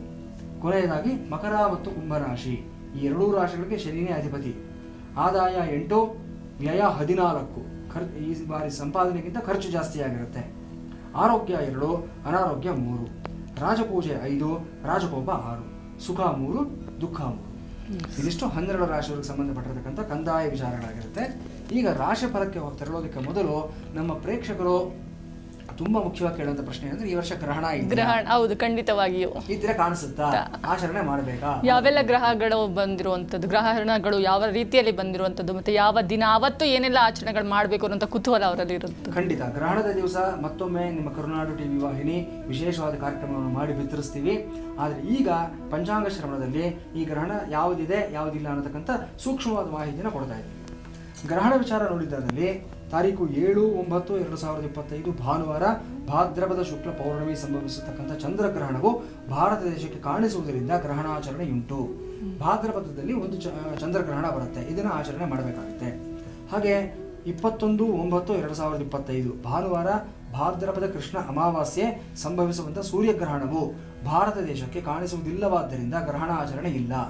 ಈ ಚಂದ್ರಗ್ರಹಣ ಒಂದು 15 ದಿವಸಕ್ಕೆ ಮತ್ತೊಂದು ಸೂರ್ಯಗ್ರಹಣ ಆದರೆ ನಮಗೆ ಕಾಣಿಸದೇ ಇರೋದ್ರಿಂದ ಆಚರಣೆ ಮಾಡುವ ಅವಶ್ಯಕತೆ ಇಲ್ಲ ಅಂತ ಸ್ಪಷ್ಟವಾಗಿ ಹೇಳಿದ್ದಾರೆ ಇಲ್ಲಿ. ನಂತರ ಫೆಬ್ರವರಿ 17, 2026 ಮಂಗಳವಾರ ಮಾಘ ಕೃಷ್ಣ ಅಮಾವಾಸ್ಯೆ ಸಂಭವಿಸುವಂಥ ಸೂರ್ಯಗ್ರಹಣವು ಭಾರತ ದೇಶಕ್ಕೆ ಕಾಣಿಸುವುದಿಲ್ಲವಾದ್ದರಿಂದ ಗ್ರಹಣಾಚರಣೆ ಇಲ್ಲ. ಎರಡೂ ಸೂರ್ಯಗ್ರಹಣಗಳು ಈ ಬಾರಿ ಆಚರಣೆ ಮಾಡತಕ್ಕಂಥ ಅವಶ್ಯಕತೆ ಇಲ್ಲ, ನೆಮ್ಮದಿಯಿಂದ ಇರಬಹುದು ವೀಕ್ಷಕರೆಲ್ಲರೂ ಸಹ. ಕೊನೆಯದಾಗಿ 3/3/2026 ಮಂಗಳವಾರ ಫಾಲ್ಗುಣ ಶುಕ್ಲ ಪೌರ್ಣಿಮಾ ಸಂಭವಿಸುವಂತಹ ಗ್ರಸ್ತೋದಯ ಚಂದ್ರಗ್ರಹಣವು ಭಾರತ ದೇಶಕ್ಕೆ ಕಾಣಿಸುವುದರಿಂದ ಗ್ರಹಣಾಚರಣೆಯುಂಟು. ಇದು ಗ್ರಸ್ತೋದಯ ಚಂದ್ರಗ್ರಹಣ ಅಂತ ಹೇಳಿದ್ದೀವಿ, ಅಂದರೆ ಪೂರ್ತಿ ಅಲ್ಲ, ಪಾದಾಂಶದಲ್ಲಿ ಮಾತ್ರ ಆಗ್ತಕ್ಕಂಥದ್ದು. ಹಾಗಾಗಿ 2 ಚಂದ್ರಗ್ರಹಣಗಳು ಮಾತ್ರ ಈ ವರ್ಷ ಇದೆ, 2 ಸೂರ್ಯಗ್ರಹಣಗಳು ಕಾಣಿಸೋದಿಲ್ಲ. ಇದು ಗ್ರಹಣದ ವಿಚಾರ ಆಗಿರುತ್ತೆ. ಎಸ್ ಗುರುಗಳೇ, ಒಟ್ಟಾರೆ ನಮ್ಮ ಭಾರತದಲ್ಲಿ 2 ಚಂದ್ರಗ್ರಹಣಗಳ ಆಚರಣೆನ ಮಾಡಬೇಕು ಆಗುತ್ತೆ ಈ ವರ್ಷದಲ್ಲಿ. ಖಂಡಿತ ಅದು ಕಾಣಿಸೋದ್ರಿಂದ ನಾವು ಅದನ್ನು ಆಚರಣೆಯನ್ನು ಮಾಡಬೇಕು. ಯಾವ್ಯಾವ ನಕ್ಷತ್ರ ಯಾವ ರಾಶಿಯವರಿಗೆ ಅನ್ವಯ ಆಗುತ್ತೆ ಅನ್ನೋದನ್ನ ಆ ಗ್ರಹಣಕ್ಕೆ 4 ದಿವಸಗಳ ಮುಂಚಿತವಾಗಿ ವೀಕ್ಷಕರಿಗೆ ನಮ್ಮ ವಾಹಿನಿ ಮುಖಾಂತರ ತಿಳಿಸ್ತೀವಿ. ಅದನ್ನು ಅನುಸರಿಸಿ ಶುಭ ಫಲಗಳನ್ನು ಪಡ್ಕೊಳ್ಳಿ. ಎಸ್ ಗುರುಗಳೇ, ಇದುವರೆಗೂ ಕೂಡ ಒಂದು ಪಂಚಾಂಗ ಶ್ರವಣದಲ್ಲಿ ಯಾವೆಲ್ಲ ಗ್ರಹಗಳು ಯಾವೆಲ್ಲ ನಾಯಕತ್ವವನ್ನು ವಹಿಸಲಾಗಿದೆ ಅನ್ನುವಂಥ ಮಾಹಿತಿಯನ್ನು ತಿಳಿಸ್ಕೊಟ್ರಿ. ಇದೀಗ ನಮ್ಮ ವೀಕ್ಷಕರು ವಿಶೇಷವಾಗಿ ಕಾಯ್ತಾ ಕುಳಿತಿರುವುದು ನಮ್ಮ ಈ ವರ್ಷದ ರಾಶಿ ಭವಿಷ್ಯ ಹೇಗಿರುತ್ತೆ ಅನ್ನುವಂಥ ಕುತೂಹಲದಿಂದ ಕಾಯ್ತಾ ಇದ್ದಾರೆ. ಸೊ ಹಾಗಾಗಿ ಈ ಒಂದು ವರ್ಷದ ರಾಶಿ ಭವಿಷ್ಯವನ್ನು ತಿಳಿಸ್ಕೊಡಿ. ಖಂಡಿತ ರಾಶಿ ಭವಿಷ್ಯವನ್ನು ನಾವು ತೀರ್ಮಾನ ಮಾಡೋದು ಯಾವಾಗಲೂ ಅಷ್ಟೇ ಆ ಸಂವತ್ಸರದಲ್ಲಿ ನಡೆಯತಕ್ಕಂಥ ಗ್ರಹಗಳ ಒಂದು ಸಂಚಾರ, ಗೋಚಾರ ಅಂತ ಏನು ಹೇಳ್ತೀವಿ, ಇದರ ಆಧಾರದಲ್ಲಿ ಹೇಳ್ತಕ್ಕಂಥ ವಿಚಾರ ಆಗಿರುತ್ತೆ. ಈ ವರ್ಷದಲ್ಲಿ ಮಾರ್ಚ್ 29ನೇ ತಾರೀಕು ಶನಿ ಗೋಚಾರ ಆಗ್ತಾ ಇದೆ. ಕುಂಭರಾಶಿಯಿಂದ ಮೀನರಾಶಿಗೆ ಶನಿ ಪ್ರವೇಶ ಆಗ್ತಾ ಇದೆ. ಮೇ 14ನೇ ತಾರೀಕು ಗುರುವಿನ ಸಂಚಾರ ವೃಷಭ ರಾಶಿಯಿಂದ ಮಿಥುನ ರಾಶಿಗೆ ಪ್ರವೇಶ ಆಗ್ತಾ ಇದೆ. ಹಾಗೆ ಮೇ 18ನೇ ತಾರೀಕು ರಾಹು ಕೇತುಗಳ ಒಂದು ಸಂಚಾರ, ಮೀನದಿಂದ ಕುಂಭಕ್ಕೆ ರಾಹು ಬರ್ತಾನೆ, ಹಾಗೆ ಕನ್ಯಾದಿಂದ ಸಿಂಹರಾಶಿಗೆ ಕೇತು ಬರತಕ್ಕಂಥದ್ದು ನಾವು ಕಾಣ್ತಾ ಇದ್ದೀವಿ. ಈ ಪ್ರಮುಖವಾಗಿ 4 ಗ್ರಹಗಳ ಒಂದು ಸಂಚಾರದಿಂದ ಯಾವ್ಯಾವ ರಾಶಿಗೆ ಏನೇನು ಅನ್ವಯ ಆಗುತ್ತೆ ಅನ್ನೋದನ್ನ ಈಗ ನಾವು ವಿಶ್ಲೇಷಣೆಯನ್ನು ಮಾಡೋಣ. ಮೊದಲನೇದಾಗಿ ಮೇಷರಾಶಿ. ಮೇಷರಾಶಿಯವರಿಗೆ ದ್ವಾದಶ ಸ್ಥಾನದಲ್ಲಿ 12ನೇ ಮನೆಯಲ್ಲಿ ಶನಿ ಇರತಕ್ಕಂಥದ್ದು, 3ನೇ ಮನೆಯಲ್ಲಿ ಗುರು ಇರತಕ್ಕಂಥದ್ದು, 11ರಲ್ಲಿ ರಾಹು, 5ರಲ್ಲಿ ಕೇತು ಇರತಕ್ಕಂಥದ್ದು ಕಾಣ್ತಾ ಇದ್ದೀವಿ. ಇದರಲ್ಲಿ ಇವರಿಗೆ ಶನಿ ಸ್ವಲ್ಪ ಮಟ್ಟಿಗೆ ಸಮಸ್ಯೆಯನ್ನು ತರತಕ್ಕಂಥದ್ದು, ಸ್ವಲ್ಪ ನಿಮಗೆ ದೇಹಾಲಸ್ಯ ಆಗ್ತಕ್ಕಂಥದ್ದು, ನಿಮ್ಮ ಆರೋಗ್ಯದಲ್ಲಿ ವ್ಯತ್ಯಾಸ ಆಗ್ತಕ್ಕಂಥ ಸಾಧ್ಯತೆ, ಕೆಲವರಿಗೆ ನಿದ್ರಾಹೀನತೆ ಅಂತ ಹೇಳ್ತೀವಿ, ಈ ಇನ್ಸೋಮ್ನಿಯಾ ಅಂತ ಹೇಳ್ತೀವಿ, ಆ ಸಮಸ್ಯೆ ಬರ್ತಕ್ಕಂಥ ಸಾಧ್ಯತೆ ಇರುತ್ತೆ. ಅದೇ ರೀತಿ ನಿಮ್ಮ ಮನಸ್ಸು ಸ್ವಲ್ಪ ಸಾಕಷ್ಟು ಚಂಚಲ ಆಗ್ತಕ್ಕಂಥದ್ದು, ಅತಿಯಾದಂಥ ಜವಾಬ್ದಾರಿಯನ್ನು ನಿಮ್ಮ ಮೇಲೆ ಬೀಳತಕ್ಕಂಥ ಸಾಧ್ಯತೆ, ಇವೆಲ್ಲವೂ ಗೋಚರವಾಗ್ತಾ ಇದೆ. ಶನಿ ಶಾಂತಿಯನ್ನು ಮಾಡ್ಕೊಳ್ತಕ್ಕಂಥ ತುಂಬ ಉತ್ತಮವಾದ ವಿಚಾರ ಆಗಿರುತ್ತೆ ಮೇಷರಾಶಿಯವರಿಗೆ. ಅದರಲ್ಲೂ ಸಹ ನಿಮಗೆ 7.5 ನಡೀತಾ ಇರೋದ್ರಿಂದ ಈಗ 7.5 ಪ್ರಾರಂಭ ಆಗ್ತಕ್ಕಂಥ ಸಮಯ ಆಗಿರುತ್ತೆ. 29ನೇ ತಾರೀಕಿನಿಂದ ಒಂದು ವೇಳೆ ನಿಮ್ಮ ಜೀವನದಲ್ಲಿ ಇದು 2ನೇ ಬಾರಿ ಅಥವಾ 3ನೇ ಬಾರಿ ಬರ್ತಕ್ಕಂಥ 7.5 ಆಗಿದ್ರೆ ನಿಶ್ಚಯವಾಗಿ ಶುಭ ಫಲ ಬರುತ್ತೆ. ಇದು ಗಮನಿಸ್ಕೋಬೇಕಾಗಿರುವಂಥ ವಿಚಾರ. ಮೇಷರಾಶಿಯವರು 30 ವರ್ಷಕ್ಕೆ ಒಂದು ಬಾರಿ 7.5 ಬರುತ್ತೆ. ಬಹಳಷ್ಟು ಜನ ಏನನ್ ಕೊಡ್ತಾರೆ 7.5 ಅಂತ ಇದ್ದಾಗ ಸಮಸ್ಯೆ, ಏಳರಾಟ ಶನಿ ಕಾಟ ಅಂತ ಅನ್ಕೊಂಡ್ಬಿಡ್ತೀವಿ. 2ನೇ ಬಾರಿ 3ನೇ ಬಾರಿ 7.5 ಬಂದಾಗ ಅದನ್ನ ಸಂಪತ್ ಶನಿ, ಉಕ್ಕು ಶನಿ ಅಂತ ಕರೀತಾರೆ. 1ನೇ ಬಾರಿ ಸಾಕಷ್ಟು ನಮಗೆ ಪರೀಕ್ಷೆಗಳನ್ನ ಕೊಟ್ಟಿರ್ತಾನೆ ಪರಮಾತ್ಮ. ಆದರೆ 2ನೇ ಬಾರಿ 3ನೇ ಬಾರಿ ಬಂದಾಗ ಮಾತ್ರ ಅದ್ಭುತವಾದ ಫಲಿತಾಂಶ ಕೊಡ್ತಾನೆ. ಈ ಸೂಕ್ಷ್ಮವನ್ನು ಗಮನದಲ್ಲಿಟ್ಕೊಳ್ಳಿ. ಮೇಷರಾಶಿಯವರಿಗೆ ನಿಮ್ಮ ದಶಾಭುಕ್ತಿಗಳು ಮತ್ತು ಈ ಒಂದು ಗ್ರಹಗತಿಗಳು ಎರಡನ್ನೂ ಸಹ ನೀವು ತಾಳೆ ಮಾಡಿ ನೋಡಿದ್ದಲ್ಲಿ ಸರಿಯಾದ ಫಲಿತಾಂಶಗಳನ್ನು ಅರ್ಥ ಮಾಡ್ಕೊಳ್ತೀರಾ. ಇನ್ನು ಗುರು 3ನೇ ಸ್ಥಾನದಲ್ಲಿ ಮೇಷರಾಶಿಯವರನ್ನು ನೋಡ್ತೀವಿ. ಇದರಿಂದ ಏನಾಗುತ್ತೆ ಅಂದರೆ ನಿಮ್ಮ ಬಲ ಹೆಚ್ಚಾಗುತ್ತೆ, ಅಂತರ್ಬಲ, ನಿಮ್ಮ ಒಂದು ಪರಾಕ್ರಮ. 3ನೇ ಮನೆ ಪರಾಕ್ರಮ ಸ್ಥಾನ ಅಂತ ಕರಿತೀವಿ, ಭಗಿನಿ ಸ್ಥಾನ, ಭ್ರಾತೃಸ್ಥಾನ ಅಂತ ಕರಿತೀವಿ. ನಿಮ್ಮ ಅಣ್ಣ ತಮ್ಮಂದರು, ನಿಮ್ಮ ಒಡಹುಟ್ಟಿದವ್ರ ಬಗ್ಗೆ ನಿಮಗೆ ಹೆಚ್ಚಿನ ಕಾಳಜಿ, ಜವಾಬ್ದಾರಿಯನ್ನು ಬೆಳೆಸ್ಕೊಳ್ತೀರಾ ಈ ವರ್ಷದಲ್ಲಿ. ಅವರು ನಿಮ್ಮ ಮೇಲೆ ಅವಲಂಬಿಸಿರ್ತಾರೆ, ಅವರು ನಿಮ್ಮಿಂದ ಏನೊಂದು ನಿರೀಕ್ಷಣೆ ಮಾಡಿರ್ತಾರೆ. ಅವರ ಜವಾಬ್ದಾರಿಯನ್ನು ನಿಮಗಿನ ಚಿಕ್ಕವರಾದರೂ ಸರಿ, ದೊಡ್ಡವರಾದರೂ ಸರಿ, ಅವ್ರ ಜವಾಬ್ದಾರಿ ನೀವು ಹೊರಬೇಕಾಗಿರ್ತಕ್ಕಂಥ ಒಂದು ಸಂದರ್ಭ ಆಗಿರುತ್ತೆ. ಇಂತಹ ಸಂದರ್ಭಗಳಲ್ಲಿ ನೀವು ಜವಾಬ್ದಾರಿಯಿಂದ ಹಿಮ್ಮೆಟ್ಟಬಾರದು. ನಿಮ್ಮ ಕೆಲಸ ಏನಿರುತ್ತೆ ಅದನ್ನು ನಿಶ್ಚಯವಾಗಿ ಮಾಡಿ ಖಂಡಿತವಾಗಿ ಒಳ್ಳೆಯ ಫಲಿತಾಂಶವನ್ನು ಭಗವಂತ ಕೊಡ್ತಾನೆ. ಇದರ ಜೊತೆಯಲ್ಲಿ ರಾಹು 11ರಲ್ಲಿರೋದ್ರಿಂದ ವಿಶೇಷವಾದ ಧನಲಾಭ, ಅಗೋಚರವಾದಂಥ ಧನಲಾಭ ಅಂತ ಹೇಳ್ತೀವಿ. ಅನಿರೀಕ್ಷಿತವಾದಂಥ ಮೂಲಗಳಿಂದ ನಿಮಗೆ ಧನಲಾಭ ಬರತಕ್ಕಂಥದ್ದು. ಈ ಬಾರಿ ಬಿಸ್ನೆಸ್ ಪರ್ಸನ್ಸು, ಆಂಟ್ರಪ್ರೆನ್ಯೂರ್ಸು ಯಾರ್ಯಾರು ಇರ್ತಾರೆ ಅವ್ರಿಗೆಲ್ಲರಿಗೂ ಅಷ್ಟೇ ವಿಶೇಷವಾದಂಥ ಲಾಭ ಬರತಕ್ಕಂಥ ಸಾಧ್ಯತೆಗಳಿದೆ. ಅದೇ ಪ್ರಕಾರ 11ನೇ ಮನೆಯನ್ನು ಪ್ರೇಮಾನುರಾಗ ಸ್ಥಾನ ಅಂತಲೂ ಸಹ ಕರಿತೀವಿ. ವಿಶೇಷವಾದಂಥ ಒಂದು ಭಾವನೆಗಳು, ಮಮಕಾರಗಳು ಇವೆಲ್ಲವೂ ಸಹ ನೀವು ಅನುಭವಿಸ್ತಕ್ಕಂಥ ಒಂದು ಸಂದರ್ಭ ಇದಾಗಿರುತ್ತೆ. ಆದರೆ 5ನೇ ಮನೆ ಇರತಕ್ಕಂಥ ಕೇತು ಮಾತ್ರ ಸ್ವಲ್ಪ ಮಟ್ಟಿಗೆ ನಿಮಗೆ ಸಮಸ್ಯೆ, ಮನಸ್ಸಿಗೆ ಚಿಂತೆ ಮತ್ತು ಮಕ್ಕಳ ಜೊತೆ ಸ್ವಲ್ಪ ಮಟ್ಟಿಗೆ ನಿಮಗೆ ಬಾಂಧವ್ಯ ಕೆಡತಕ್ಕಂಥ ಸಾಧ್ಯತೆಗಳು ಇವೆಲ್ಲವೂ ಸಹ ಗೋಚರವಾಗ್ತಾ ಇದೆ. ಗಣಪತಿಯನ್ನು ಆರಾಧನೆಯನ್ನು ಮಾಡೋದ್ರಿಂದ ಈ ಸಮಸ್ಯೆಗಳಿಂದ ಹೊರಗಡೆ ಬರ್ತೀರಾ ನೀವು. ಅದೇ ಪ್ರಕಾರವಾಗಿ ಶನಿದೋಷ ನಿವಾರಣೆಗೋಸ್ಕರವಾಗಿ ಆಂಜನೇಯ ದಂಡಕವನ್ನು ಹೇಳ್ಕೊಳ್ತಕ್ಕಂಥದ್ದು, ಹನುಮಾನ್ ಚಾಲೀಸ ಪಠನ ಮಾಡತಕ್ಕಂಥದ್ದು, ಹಾಗೆ ಆಂಜನೇಯ ಮೂಲಮಂತ್ರ ಹೋಮವನ್ನು ನಿಮ್ಮ ನಕ್ಷತ್ರಕ್ಕೆ ಕ್ಷೇಮಧಾರೆ ಇರತಕ್ಕಂಥ ಶನಿವಾರದ ದಿವಸ ಮಾಡಿಸ್ತಕ್ಕಂಥದ್ದು ಶುಭ ಫಲವನ್ನು ಕೊಡ್ತೀರಾ. ಮುಂದಿನದು ವೃಷಭ ರಾಶಿ. ವೃಷಭ ರಾಶಿ ವಿಚಾರದಲ್ಲಿ ನೋಡಿದ್ರಲ್ಲಿ 11ನೇ ಮನೆಯಲ್ಲಿ ನಿಮಗೆ ಶನಿ ಇರತಕ್ಕಂಥದ್ದು, 2ನೇ ಮನೆಯಲ್ಲಿ ಗುರು, 10ನೇ ಮನೆಯಲ್ಲಿ ರಾಹು, 4ನೇ ಮನೆಯಲ್ಲಿ ಕೇತು ಇರತಕ್ಕಂಥದ್ದು. ಅದ್ಭುತವಾದ ಫಲಿತಾಂಶ ವೃಷಭ ರಾಶಿಯವರಿಗೆ. ಆಗಲೇ ನಾವು ನೋಡಿದ್ವಿ ಆದಾಯ ವೇದಲ್ಲೂ ಅಷ್ಟೇ ಅದ್ಭುತವಾದ ಲಾಟರಿ ಹೊಡೆದಿದ್ದಾರೆ ವೃಷಭ ರಾಶಿಯವರು. ಬೇರೆ ಎಲ್ಲ ವಿಚಾರಗಳಲ್ಲೂ ಅಷ್ಟೇ ಈ ಸಂವತ್ಸರ ತುಂಬ ಚೆನ್ನಾಗಿರುತ್ತೆ. ನೀವು 2 ವರ್ಷದಿಂದ ಏನೇನೆಲ್ಲ ಕಷ್ಟಪಟ್ಟಿದ್ದೀರಾ ಅದೆಲ್ಲವೂ ನಿಮಗೆ ಪ್ರತಿಫಲ ಸಿಗತಕ್ಕಂಥ ಒಂದು ಸಮಯ ಇದಾಗಿರುತ್ತೆ. ಲಾಭಾಂಶಗಳು ಜಾಸ್ತಿ ಆಗುತ್ತೆ, ದೂರವಾಗಿರತಕ್ಕಂಥ ವ್ಯಕ್ತಿಗಳು ನಿಮಗೆ ಹತ್ತಿರ ಆಗ್ತಾ ಹೋಗ್ತಾರೆ. ಅದೇ ಪ್ರಕಾರವಾಗಿ ನಿಮ್ಮ ವೃತ್ತಿನಲ್ಲಿ ನಿಮಗೆ ಇನ್ನಷ್ಟು ಏಳಿಗೆ ಆಗ್ತಕ್ಕಂಥದ್ದು, ದೊಡ್ಡ ಜವಾಬ್ದಾರಿಗಳು ನಿಮಗೆ ಸಿಗತಕ್ಕಂಥದ್ದು, ಹಲವಾರು ದೇಶಗಳನ್ನು ಒಂದು ಪ್ರಾಂತ್ಯಗಳನ್ನು ನೀವು ಸುತ್ತಾಡತಕ್ಕಂಥದ್ದು ಎಲ್ಲವೂ ಸಹ ಗೋಚರವಾಗ್ತಾ ಇದೆ. ತುಂಬ ಚೆನ್ನಾಗಿದೆ. 4ನೇ ಮನೆಯಲ್ಲಿರತಕ್ಕಂಥ ಕೇತುವಿನ ಬಗ್ಗೆ ಮಾತ್ರ ಸ್ವಲ್ಪ ಜಾಗೃತಿಯಿಂದ ಇರಬೇಕು. ಮನಸ್ಸು ನಾನಾ ಕಾರಣಗಳಿಗೆ ಚಿಂತೆಯನ್ನು ಮಾಡ್ತಾ ಇರುತ್ತೆ. ನಿಮ್ಮ ಹತೋಟಿ ಮೀರಿ ಆಲೋಚನೆಗಳಾಗ್ತಕ್ಕಂಥದ್ದು ಮತ್ತು ಬೇರೆ ಯಾವತ್ತೋ ಕಳೆದು ಹೋಗಿರ್ತಕ್ಕಂಥ ಒಂದು ಸಂಘಟನೆಯನ್ನು ನೆನೆಸ್ಕೊಂಡು ವರ್ತಮಾನ ಕಾಲವನ್ನು ಹಾಳು ಮಾಡ್ಕೊಳ್ತಕ್ಕಂಥ ಸಾಧ್ಯತೆ ಕಾಣಿಸುತ್ತೆ. ಇದೊಂದು ವಿಚಾರದ ಬಗ್ಗೆ ಮಾತ್ರ ವೃಷಭ ರಾಶಿಯವರು ಜಾಗೃತಿಯಿಂದ ಇರಬೇಕಾಗುತ್ತೆ. ಅದೇ ಪ್ರಕಾರ 2ನೇ ಮನೆಯಲ್ಲಿರತಕ್ಕಂಥ ಗುರುವು ಅಷ್ಟೇ ನಿಮಗೆ ಕೌಟುಂಬಿಕ ಜೀವನದಲ್ಲಿ ಹೆಚ್ಚಿನ ಗೌರವ, ಸ್ಥಾನಮಾನಗಳು ಮತ್ತು ಧನಲಾಭ ಎಲ್ಲವನ್ನು ಕೊಡಿಸ್ತಾನೆ. ನಿಮ್ಮ ಮಾತಿಗೆ ವಿಶೇಷವಾದ ಶಕ್ತಿ ಬರುತ್ತೆ ಈ ವರ್ಷದಲ್ಲಿ. ವಾಕ್ ಸ್ಥಾನದಲ್ಲಿ ಗುರು ಇರೋದ್ರಿಂದ ನೀವು ಹೇಳ್ತಕ್ಕಂಥ ಮಾತನ್ನು ಎಲ್ಲರೂ ಗಂಭೀರವಾಗಿ ಪರಿಗಣಿಸ್ತಾರೆ. ನಿಮ್ಮ ಮಾತೆ ಮಂತ್ರವಾಗತಕ್ಕಂಥ ವಿಶೇಷವಾದಂಥ ಒಂದು ವರ್ಷ ಆಗಿರುತ್ತೆ. ಅದ್ಭುತವಾಗಿದೆ, ಏನು ಯೋಚನೆ ಬೇಕಿಲ್ಲ ನಿಮಗೆ. ರಾಜರಾಜೇಶ್ವರಿ ದೇವಿ ಆರಾಧನೆಯನ್ನು ಮಾಡಿ, ಅಪರಾಜಿತಾ ದೇವಿಯ ಸ್ತೋತ್ರವನ್ನು ಪಠನವನ್ನು ಮಾಡಿ, ದುರ್ಗಾ ಕೀಲಕವನ್ನು ಹೇಳ್ಕೊಳ್ಳಿ, ಮನೆಯಲ್ಲಿ ದುರ್ಗಾ ದೀಪ ನಮಸ್ಕಾರವನ್ನು ಮಾಡಿಸಿ. ಇಷ್ಟು ಮಾಡಿ ಎಲ್ಲವೂ ಶುಭವಾಗಿದೆ ವೃಷಭ ರಾಶಿ. ಖಂಡಿತ ಗುರುಗಳ ಮುಂದಿನ ರಾಶಿಯನ್ನು ನೋಡ್ತಾ ಹೋಗೋಣ. ಖಂಡಿತ. ಮುಂದಿನದು ಮಿಥುನ ರಾಶಿ. ಮಿಥುನ ರಾಶಿಯವರಿಗೆ 10ನೇ ಮನೆಯಲ್ಲಿರತಕ್ಕಂಥ ಶನೈಶ್ಚರ, ರಾಶಿಯಲ್ಲೇ ಇರತಕ್ಕಂಥ ಗುರು, 9ರಲ್ಲಿರತಕ್ಕಂಥ ರಾಹು ಮತ್ತು 3ನೇ ಮನೆಯಲ್ಲಿರತಕ್ಕಂಥ ಕೇತು ಎಲ್ಲವೂ ಶುಭವಾಗಿ ಕಾಣಿಸ್ತಾ ಇದೆ. ನಿಮಗೆ ಯಾವುದೂ ಸಮಸ್ಯೆ ಏನಿಲ್ಲ. ಆದರೆ ಒಂದು ಹಂತಕ್ಕೆ ನಿಮಗೆ ವರ್ಷದ ಮಧ್ಯಭಾಗದಲ್ಲಿ ಮಾತ್ರ ಮಿಶ್ರ ಫಲಗಳು ಬರತಕ್ಕಂಥ ಸಾಧ್ಯತೆ ಇರುತ್ತೆ. ಗುರುವು ನಿಮ್ಮ ಜನ್ಮರಾಶಿಗೆ ಬಂದಾಗ ಮಾತ್ರ ಸ್ವಲ್ಪ ಮಟ್ಟಿಗೆ ಆರೋಗ್ಯದಲ್ಲಿ ವ್ಯತ್ಯಾಸಗಳಾಗ್ತಕ್ಕಂಥ ಸಾಧ್ಯತೆ. ಅದರಲ್ಲೂ ಸಹ ನಿಮಗೆ ಈ ಒಂದು ಹಾರ್ಟ್ ಪ್ರಾಬ್ಲಮ್ ಇರತಕ್ಕಂಥವ್ರು, ಹಾಗೆ ಕಿಡ್ನಿ ಪ್ರಾಬ್ಲಮ್ ಇರತಕ್ಕಂಥವ್ರು, ಲಿವರ್ ಪ್ರಾಬ್ಲಮ್ ಇರತಕ್ಕಂಥವ್ರು ಹೆಚ್ಚಿನ ಜಾಗ್ರತೆಯನ್ನು ತಗೋಬೇಕಾಗಿರ್ತಕ್ಕಂಥ ಸಂವತ್ಸರ ಇದಾಗಿರುತ್ತೆ. ಈ ವಿಚಾರಗಳಿಗೆ ನೀವು ಧನ್ವಂತರಿ ಸ್ತೋತ್ರವನ್ನು ಪಾರಾಯಣ ಮಾಡತಕ್ಕಂಥದ್ದು, ಅಶ್ವಿನಿ ದೇವತೆಗಳ ಆರಾಧನೆಯನ್ನು ಮಾಡತಕ್ಕಂಥದ್ದು ಮತ್ತು ಯಾರಾದರೂ ತೀವ್ರವಾದ ಆರೋಗ್ಯ ಸಮಸ್ಯೆ ಇದೆ ಅನ್ನತಕ್ಕಂಥವರು ನಿಮ್ಮ ನಕ್ಷತ್ರಗಳಿಗೆ ಕ್ಷೇಮಧಾರೆ ಇರತಕ್ಕಂಥ ಬುಧವಾರದ ದಿವಸ ಅಮೃತ ಮೃತ್ಯುಂಜಯ ಹೋಮವನ್ನು ಮಾಡಿಸೋದ್ರಿಂದ ಸಹ ಒಳ್ಳೆ ಫಲಿತಾಂಶವನ್ನು ಪಡ್ಕೊಳ್ತೀರಾ. ಅದು ಬಿಟ್ಟರೆ ಮಿಕ್ಕಿದೆಲ್ಲವೂ ಸಹ ಅದ್ಭುತವಾಗಿದೆ, ಏನು ತೊಂದರೆ ಏನಿಲ್ಲ ನಿಮಗೆ. ಮುಂದಿನದು ಕರ್ಕಾಟಕ ರಾಶಿ.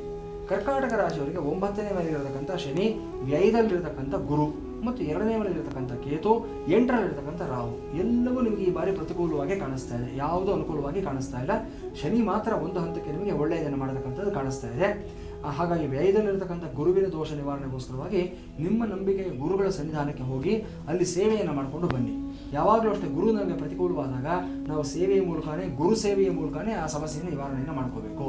ದತ್ತಾತ್ರೇಯ ಆಗಬಹುದು, ರಾಘವೇಂದ್ರ ಸ್ವಾಮಿಗಳಾಗಿರ್ಬೋದು, ಸಾಯಿಬಾಬಾ ಆಗಬಹುದು, ಗುರುವಿನ ಸ್ಥಾನದಲ್ಲಿ ಇರುವಂತವರನ್ನ ಪೂಜಿಸಬೇಕಾಗುತ್ತೆ. ನಿಮಗೆ ನಂಬಿಕೆ ಇರತಕ್ಕಂಥ ಗುರುಗಳು ಅಲ್ಲಿ ಆ ಸನ್ನಿಧಾನಕ್ಕೆ ಹೋಗಿ ನೀವು ಶಾಂತಿಯನ್ನು ಮಾಡ್ಕೊಂಡು ಬನ್ನಿ.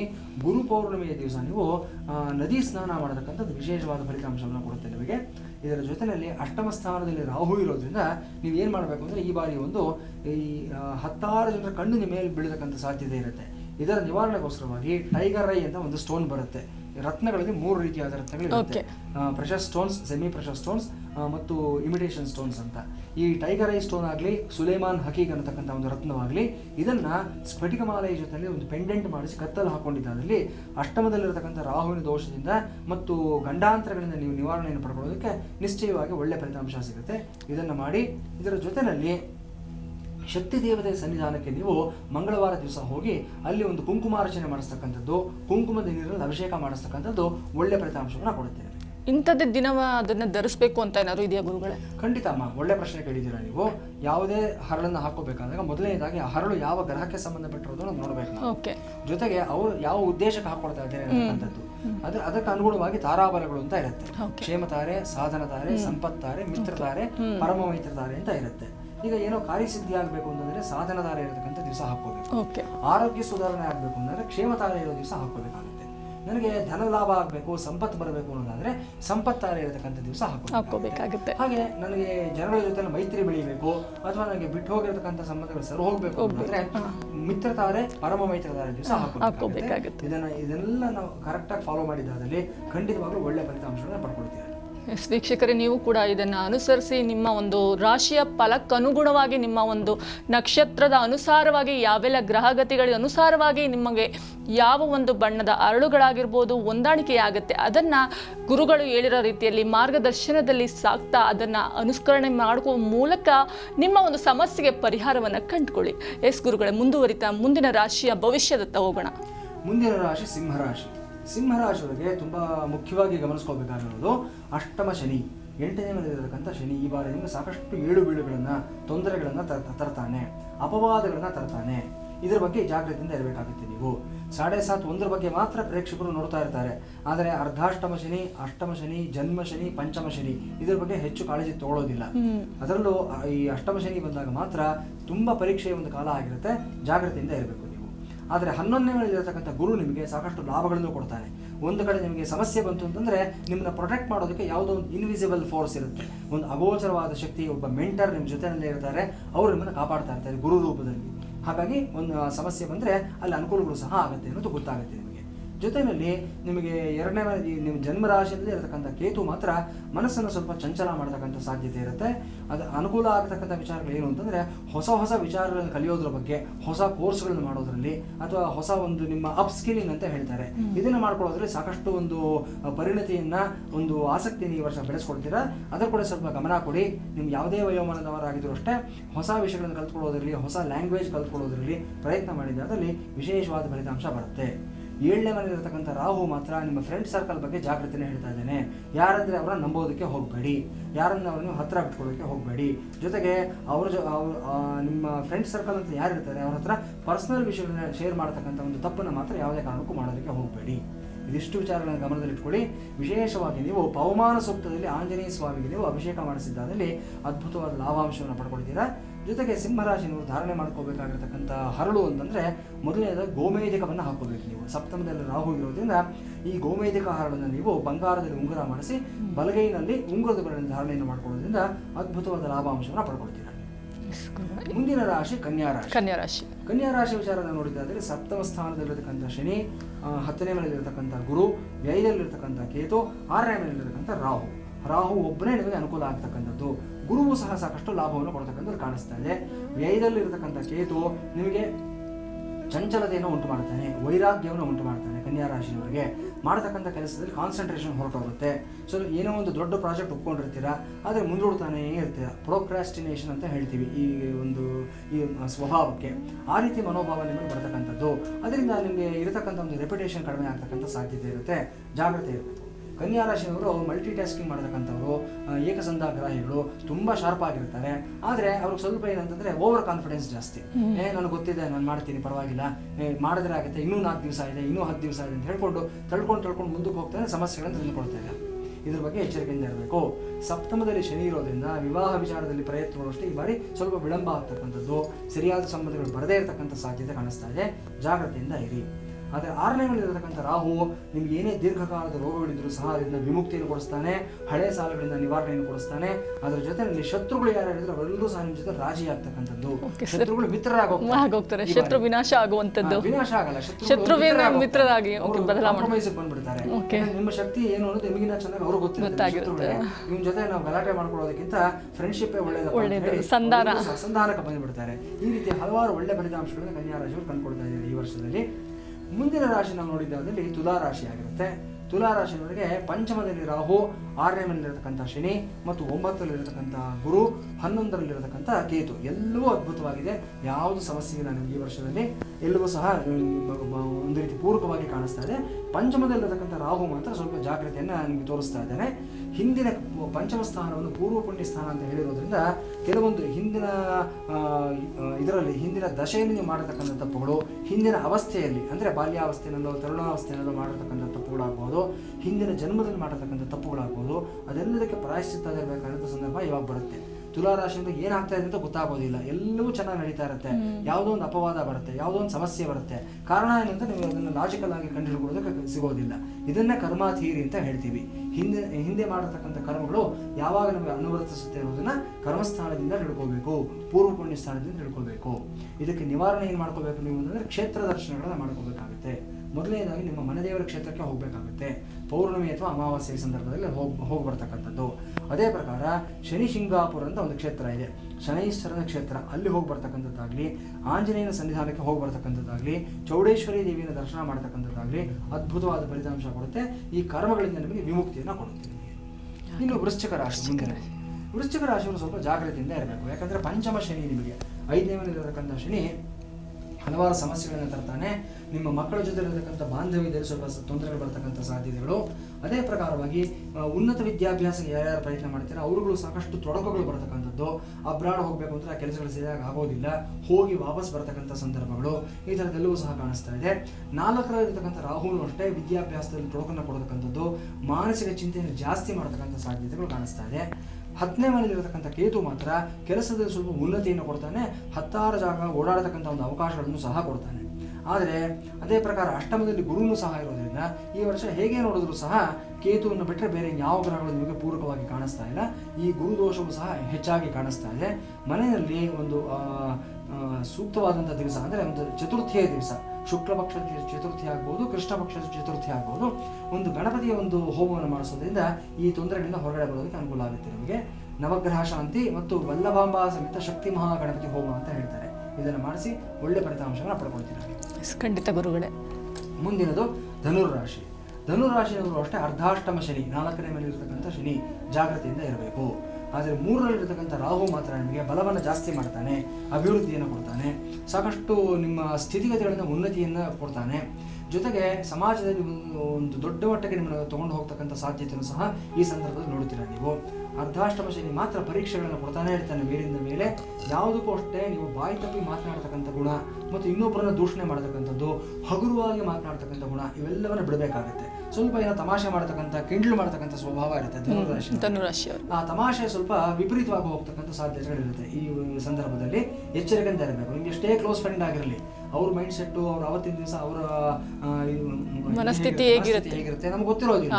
ನೀವೇನೋ ಹೇಳಕ್ ಹೋಗ್ಬಿಟ್ಟು ಅವ್ರದನ್ನ ಅಪಾರ್ಥ ಮಾಡ್ಕೊಡ್ತಕ್ಕಂಥದ್ದು, ಇದು ದೊಡ್ಡ ಸಮಸ್ಯೆಗೆ ದಾರಿ ಮಾಡ್ತಕ್ಕಂಥದ್ದು ಇರುತ್ತೆ. ಎಚ್ಚರಿಕೆಯಿಂದ ಇರಬೇಕು. ಆದರೆ ಸಪ್ತಮದಲ್ಲಿರ್ತಕ್ಕಂಥ ಗುರು ಮಾತ್ರ ನಿಮ್ಮನ್ನ ಕಾಪಾಡ್ತಾನೆ.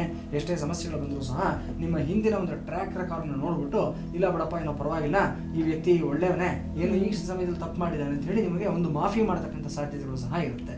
9ರಲ್ಲಿ ಕೇತು ಇರ್ತಾನೆ. ಕೇತು ಅಷ್ಟೇ ವಿಶೇಷವಾದ ಫಲಿತಾಂಶಗಳನ್ನು ಕೊಡ್ತಾನೆ.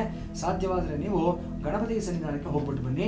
ಯಾವುದಾದ್ರೂ ವಿಶೇಷವಾದ ಗಣಪತಿ ಕ್ಷೇತ್ರಕ್ಕೆ ಹೋಗಿ ಅಲ್ಲಿ ಗಣೇಶ ಅಥರ್ವಶೀರ್ಷ ಮಂತ್ರದಲ್ಲಿ ಕಬ್ಬಿನ ರಸದಲ್ಲಿ ಅಭಿಷೇಕವನ್ನು ಮಾಡಿಸ್ಕೊಂಡು ಬಂದಿದ್ದಾದಲ್ಲಿ ವಿಶೇಷವಾದ ಫಲಿತಾಂಶವನ್ನು ಪಡ್ಕೊಳ್ತೀರಾ. ಇನ್ನು ಮಕರ ರಾಶಿ. ತುಂಬಾ ಅದ್ಭುತವಾಗಿರ್ತಕ್ಕಂಥದ್ದು ಈ ವರ್ಷ ಅಂದ್ರೆ ಮಕರ ರಾಶಿಯವರಿಗೆ. ಯಾಕಂದ್ರೆ 7.5 ಮುಗೀತಾ ಇದೆ ಅವರಿಗೆ. ಓಕೆ. 7.5 ವರ್ಷದಿಂದ ಸಾಕಷ್ಟು ಏಳು ಬೀಳುಗಳನ್ನ ನೋಡಿದೀರಾ ನೀವು. ಈಗ ಮುಗೀತು 7.5. ಇನ್ನು ನಿಮ್ಮನ್ನು ತಡೆಯೋರು ಯಾರೂ ಇಲ್ಲ. ನೀವು ಮುಟ್ಟಿದ್ದೆಲ್ಲ ಚಿನ್ನ, ಯಾವ ಕ್ಷೇತ್ರ ಕಾಲಿಡಿದ್ರು ಅದೆಲ್ಲ ದಿಗ್ವಿಜಯ ಆಗುತ್ತೆ ನಿಮಗೆ. ಜೊತೆಗೆ ಆ ಸಕ್ಸಸ್ ಬರಬೇಕು ಅಂತ ಸುಮ್ಮನೆ ಬರೋದಲ್ಲ. ನೀವು ಲಾಸ್ಟ್ 2.5 years ತುಂಬಾ ಕಷ್ಟಪಟ್ಟಿದ್ದೀರಾ ನೀವು.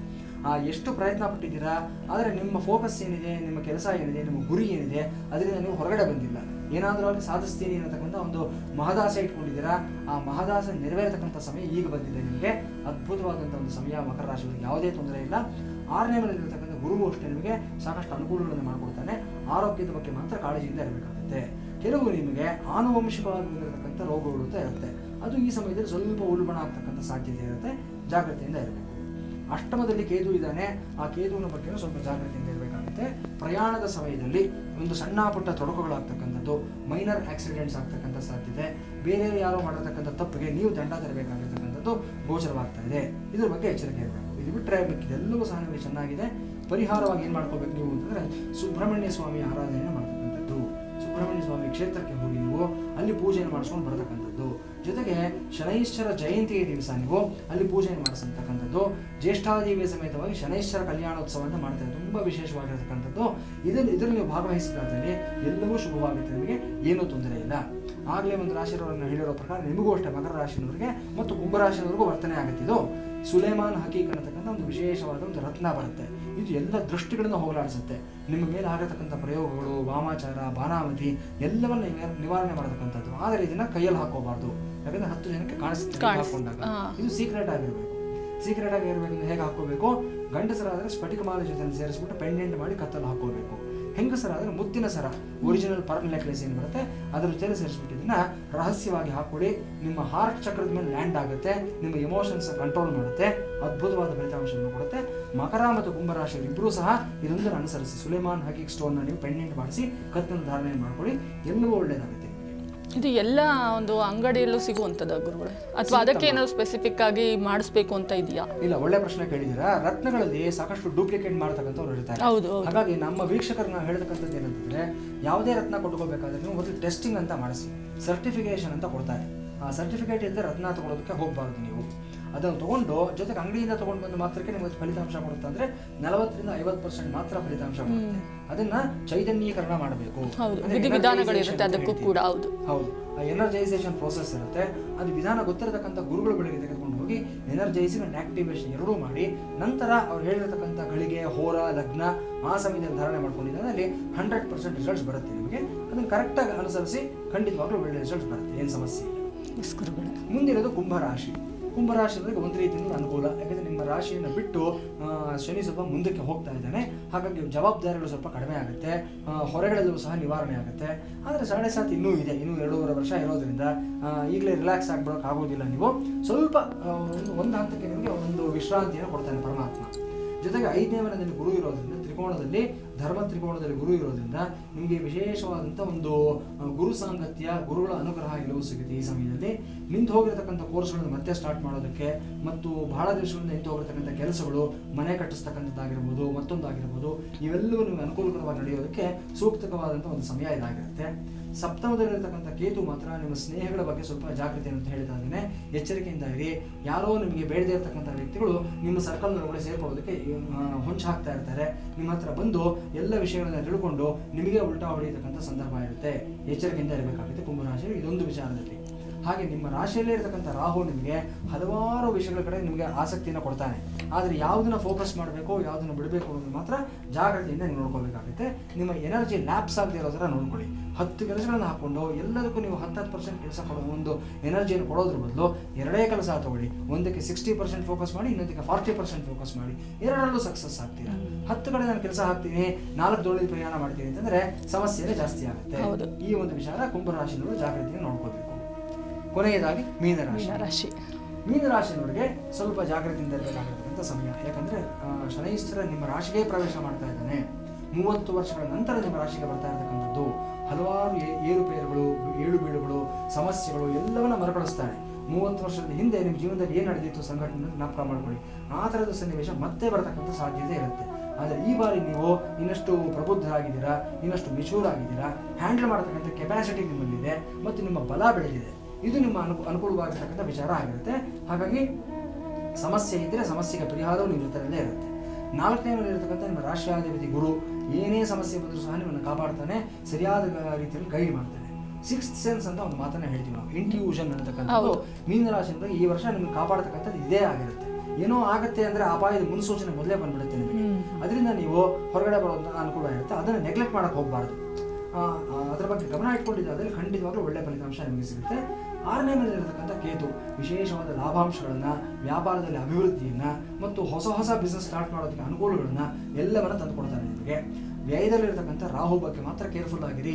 ಯಾವುದೋ ಇನ್ವೆಸ್ಟ್ ಮಾಡಿ ಬಿಟ್ಬಿಟ್ಟಿರ್ತೀರಾ, ಅದು ಎಷ್ಟು ಮಟ್ಟಿಗೆ ಬೆಳೆದಿದೆ, ಸ್ಟಾಕ್ಸ್ ಅಂಡ್ ಶೇರ್ಸ್ ಆಗ್ಬೋದು ಅಥವಾ ಇನ್ಯಾವುದೋ ಒಂದು ಬಿಟ್ ಕಾಯಿನ್ ಆಗ್ಬೋದು, ಏನೋ ಒಂದು ಇನ್ವೆಸ್ಟ್ ಮಾಡಿಬಿಟ್ಟಿರ್ತೀರಾ, ಅದು ಹತ್ತಿದೆಯಾ ಇಳಿದಿದೆಯಾ ಜಾಸ್ತಿ ಆಗಿದೆಯಾ ನೋಡ್ಕೊಂಡಿರೋದಿಲ್ಲ, ಗಮನ ಇಟ್ಕೊಳ್ಳಿ. ಈ ಸಮಯದಲ್ಲಿ ಸ್ವಲ್ಪ ನಿಮ್ಮ ಅಜಾಗರೂಕತೆಯಿಂದ ನಷ್ಟಗಳಾಗ್ತಕ್ಕಂಥ ಸಾಧ್ಯತೆ ಇರುತ್ತೆ. ರಾಹು ಅಂತಂದ್ರೆ ಹಾಗೆ ನಮಗೆ ಗೊತ್ತಿಲ್ಲದೆ ಇರೋ ರೀತಿಯಲ್ಲಿ ಕೊಡ್ತಾನೆ, ಗೊತ್ತಿಲ್ಲದೆ ಇರೋ ರೀತಿ. ಈ ಬಾರಿ ವ್ಯಯದಲ್ಲಿ ನಿಮಗೆ ರಾಹು ಇರೋದ್ರಿಂದ ಇದ್ರ ಬಗ್ಗೆ ಎಚ್ಚರಿಕೆಯಿಂದ ಇರಬೇಕು. ಸ್ವರ್ಣಾಕರ್ಷಣ ಭೈರವ ಅಂತ ವಿಶೇಷವಾದ ಒಂದು ಸ್ವರೂಪ ಇದೆ. ಈ ಸ್ವರೂಪದಲ್ಲಿ ಭೈರವನ ಆರಾಧನೆ ಮಾಡಿದ್ದಾದಲ್ಲಿ, ಅಷ್ಟಮಿ ದಿವಸ ಸ್ವರ್ಣಾಕರ್ಷಣ ಭೈರವ ಹೋಮ ಮಾಡಿಸಿದ್ದಾದಲ್ಲಿ ಅದ್ಭುತವಾದಂಥ ಲಾಭ ಪಡ್ಕೊಳ್ತೀರಾ. ಹಾಗೆ ಮನೆಯಲ್ಲಿ ಲಕ್ಷ್ಮೀನಾರಾಯಣ ಹೃದಯ ಪಾರಾಯಣವನ್ನು 5 ವಾರಗಳ ಕಾಲ ಮಾಡಿಸಿ. ನೀವು 5 ವಾರ ಪಾರಾಯಣ ಮಾಡಿಸಿ 6ನೇ ವಾರ ಬೆಳಿಗ್ಗೆ ಹೋಮ ಮಾಡಿಸಿದ್ದಾದಲ್ಲಿ ಎಲ್ಲವೂ ಶುಭವಾಗುತ್ತೆ, ಏನೂ ತೊಂದರೆ ಇಲ್ಲ.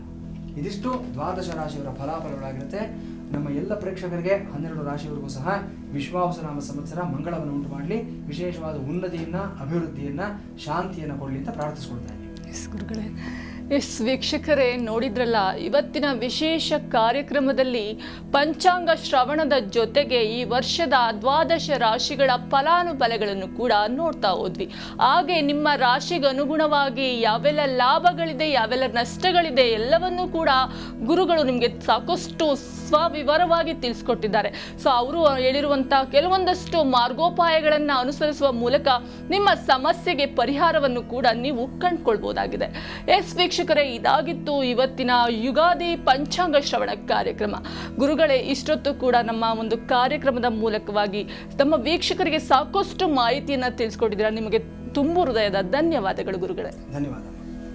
ಸ್ವಸ್ತಿ ಪ್ರಜಾಭ್ಯ ಪರಿಪಾಲಯಂತಾಂ ನ್ಯಾಯೇನ ಮಾರ್ಗೇಣ ಮಹಿಂ ಮಹೇಶಾಃ. ಗೋಬ್ರಾಹ್ಮಣೇಭ್ಯಃ ಶುಭಮಸ್ತು ನಿತ್ಯಂ ಲೋಕಾಃ ಸಮಸ್ತಾಃ ಸುಖಿನೋ ಭವಂತು. ಕಾಲೇ ವರ್ಷತು ಪರ್ಜನ್ಯಃ ಪೃಥಿವೀ ಸಸ್ಯಶಾಲಿನಿ. ದೇಶೋಯಂ ಕ್ಷೋಭರಹಿತಂ ಬ್ರಾಹ್ಮಣಾಃ ಸಂತು ನಿರ್ಭಯಾಃ. ಅಪುತ್ರಾಃ ಪುತ್ರಿಣಃ ಸಂತು ಪೌತ್ರಿಣಃ. ಅಧನಾಃ ಸಧನಾಃ ಸಂತು ಜೀವಂತು ಶರದಾಂ ಶತಂ. ಸಮಸ್ತ ಸನ್ಮಂಗಳಾನಿ ಭವಂತು. ಸತ್ಯಾಯೇತಾ ಆಶಿಷಃ ಸಂತು. ಭದ್ರಂ ಕಲ್ಯಾಣಂ ಮಂಗಳಂ. ಶಿವಂ ಶುಭಂ ಶೋಭನಂ. ಹರಿ ಓಂ. ಸ್ವಸ್ತಿ. ವೀಕ್ಷಕರೇ, ಇದಾಗಿತ್ತು ಇವತ್ತಿನ ನ್ಯಾಷನಲ್ ಫೆಸ್ಟಿವಲ್ ವೈಬ್ನ ಯುಗಾದಿ ಪಂಚಾಂಗ ಶ್ರವಣ ಕಾರ್ಯಕ್ರಮ. ಇಂತಹ ಮತ್ತೊಂದು ಹಬ್ಬದ ಜೊತೆ ನಾನು ನಿಮ್ಮ ಮುಂದೆ ಬರ್ತೀನಿ. ಅಲ್ಲಿವರೆಗೂ ನಮಸ್ಕಾರ.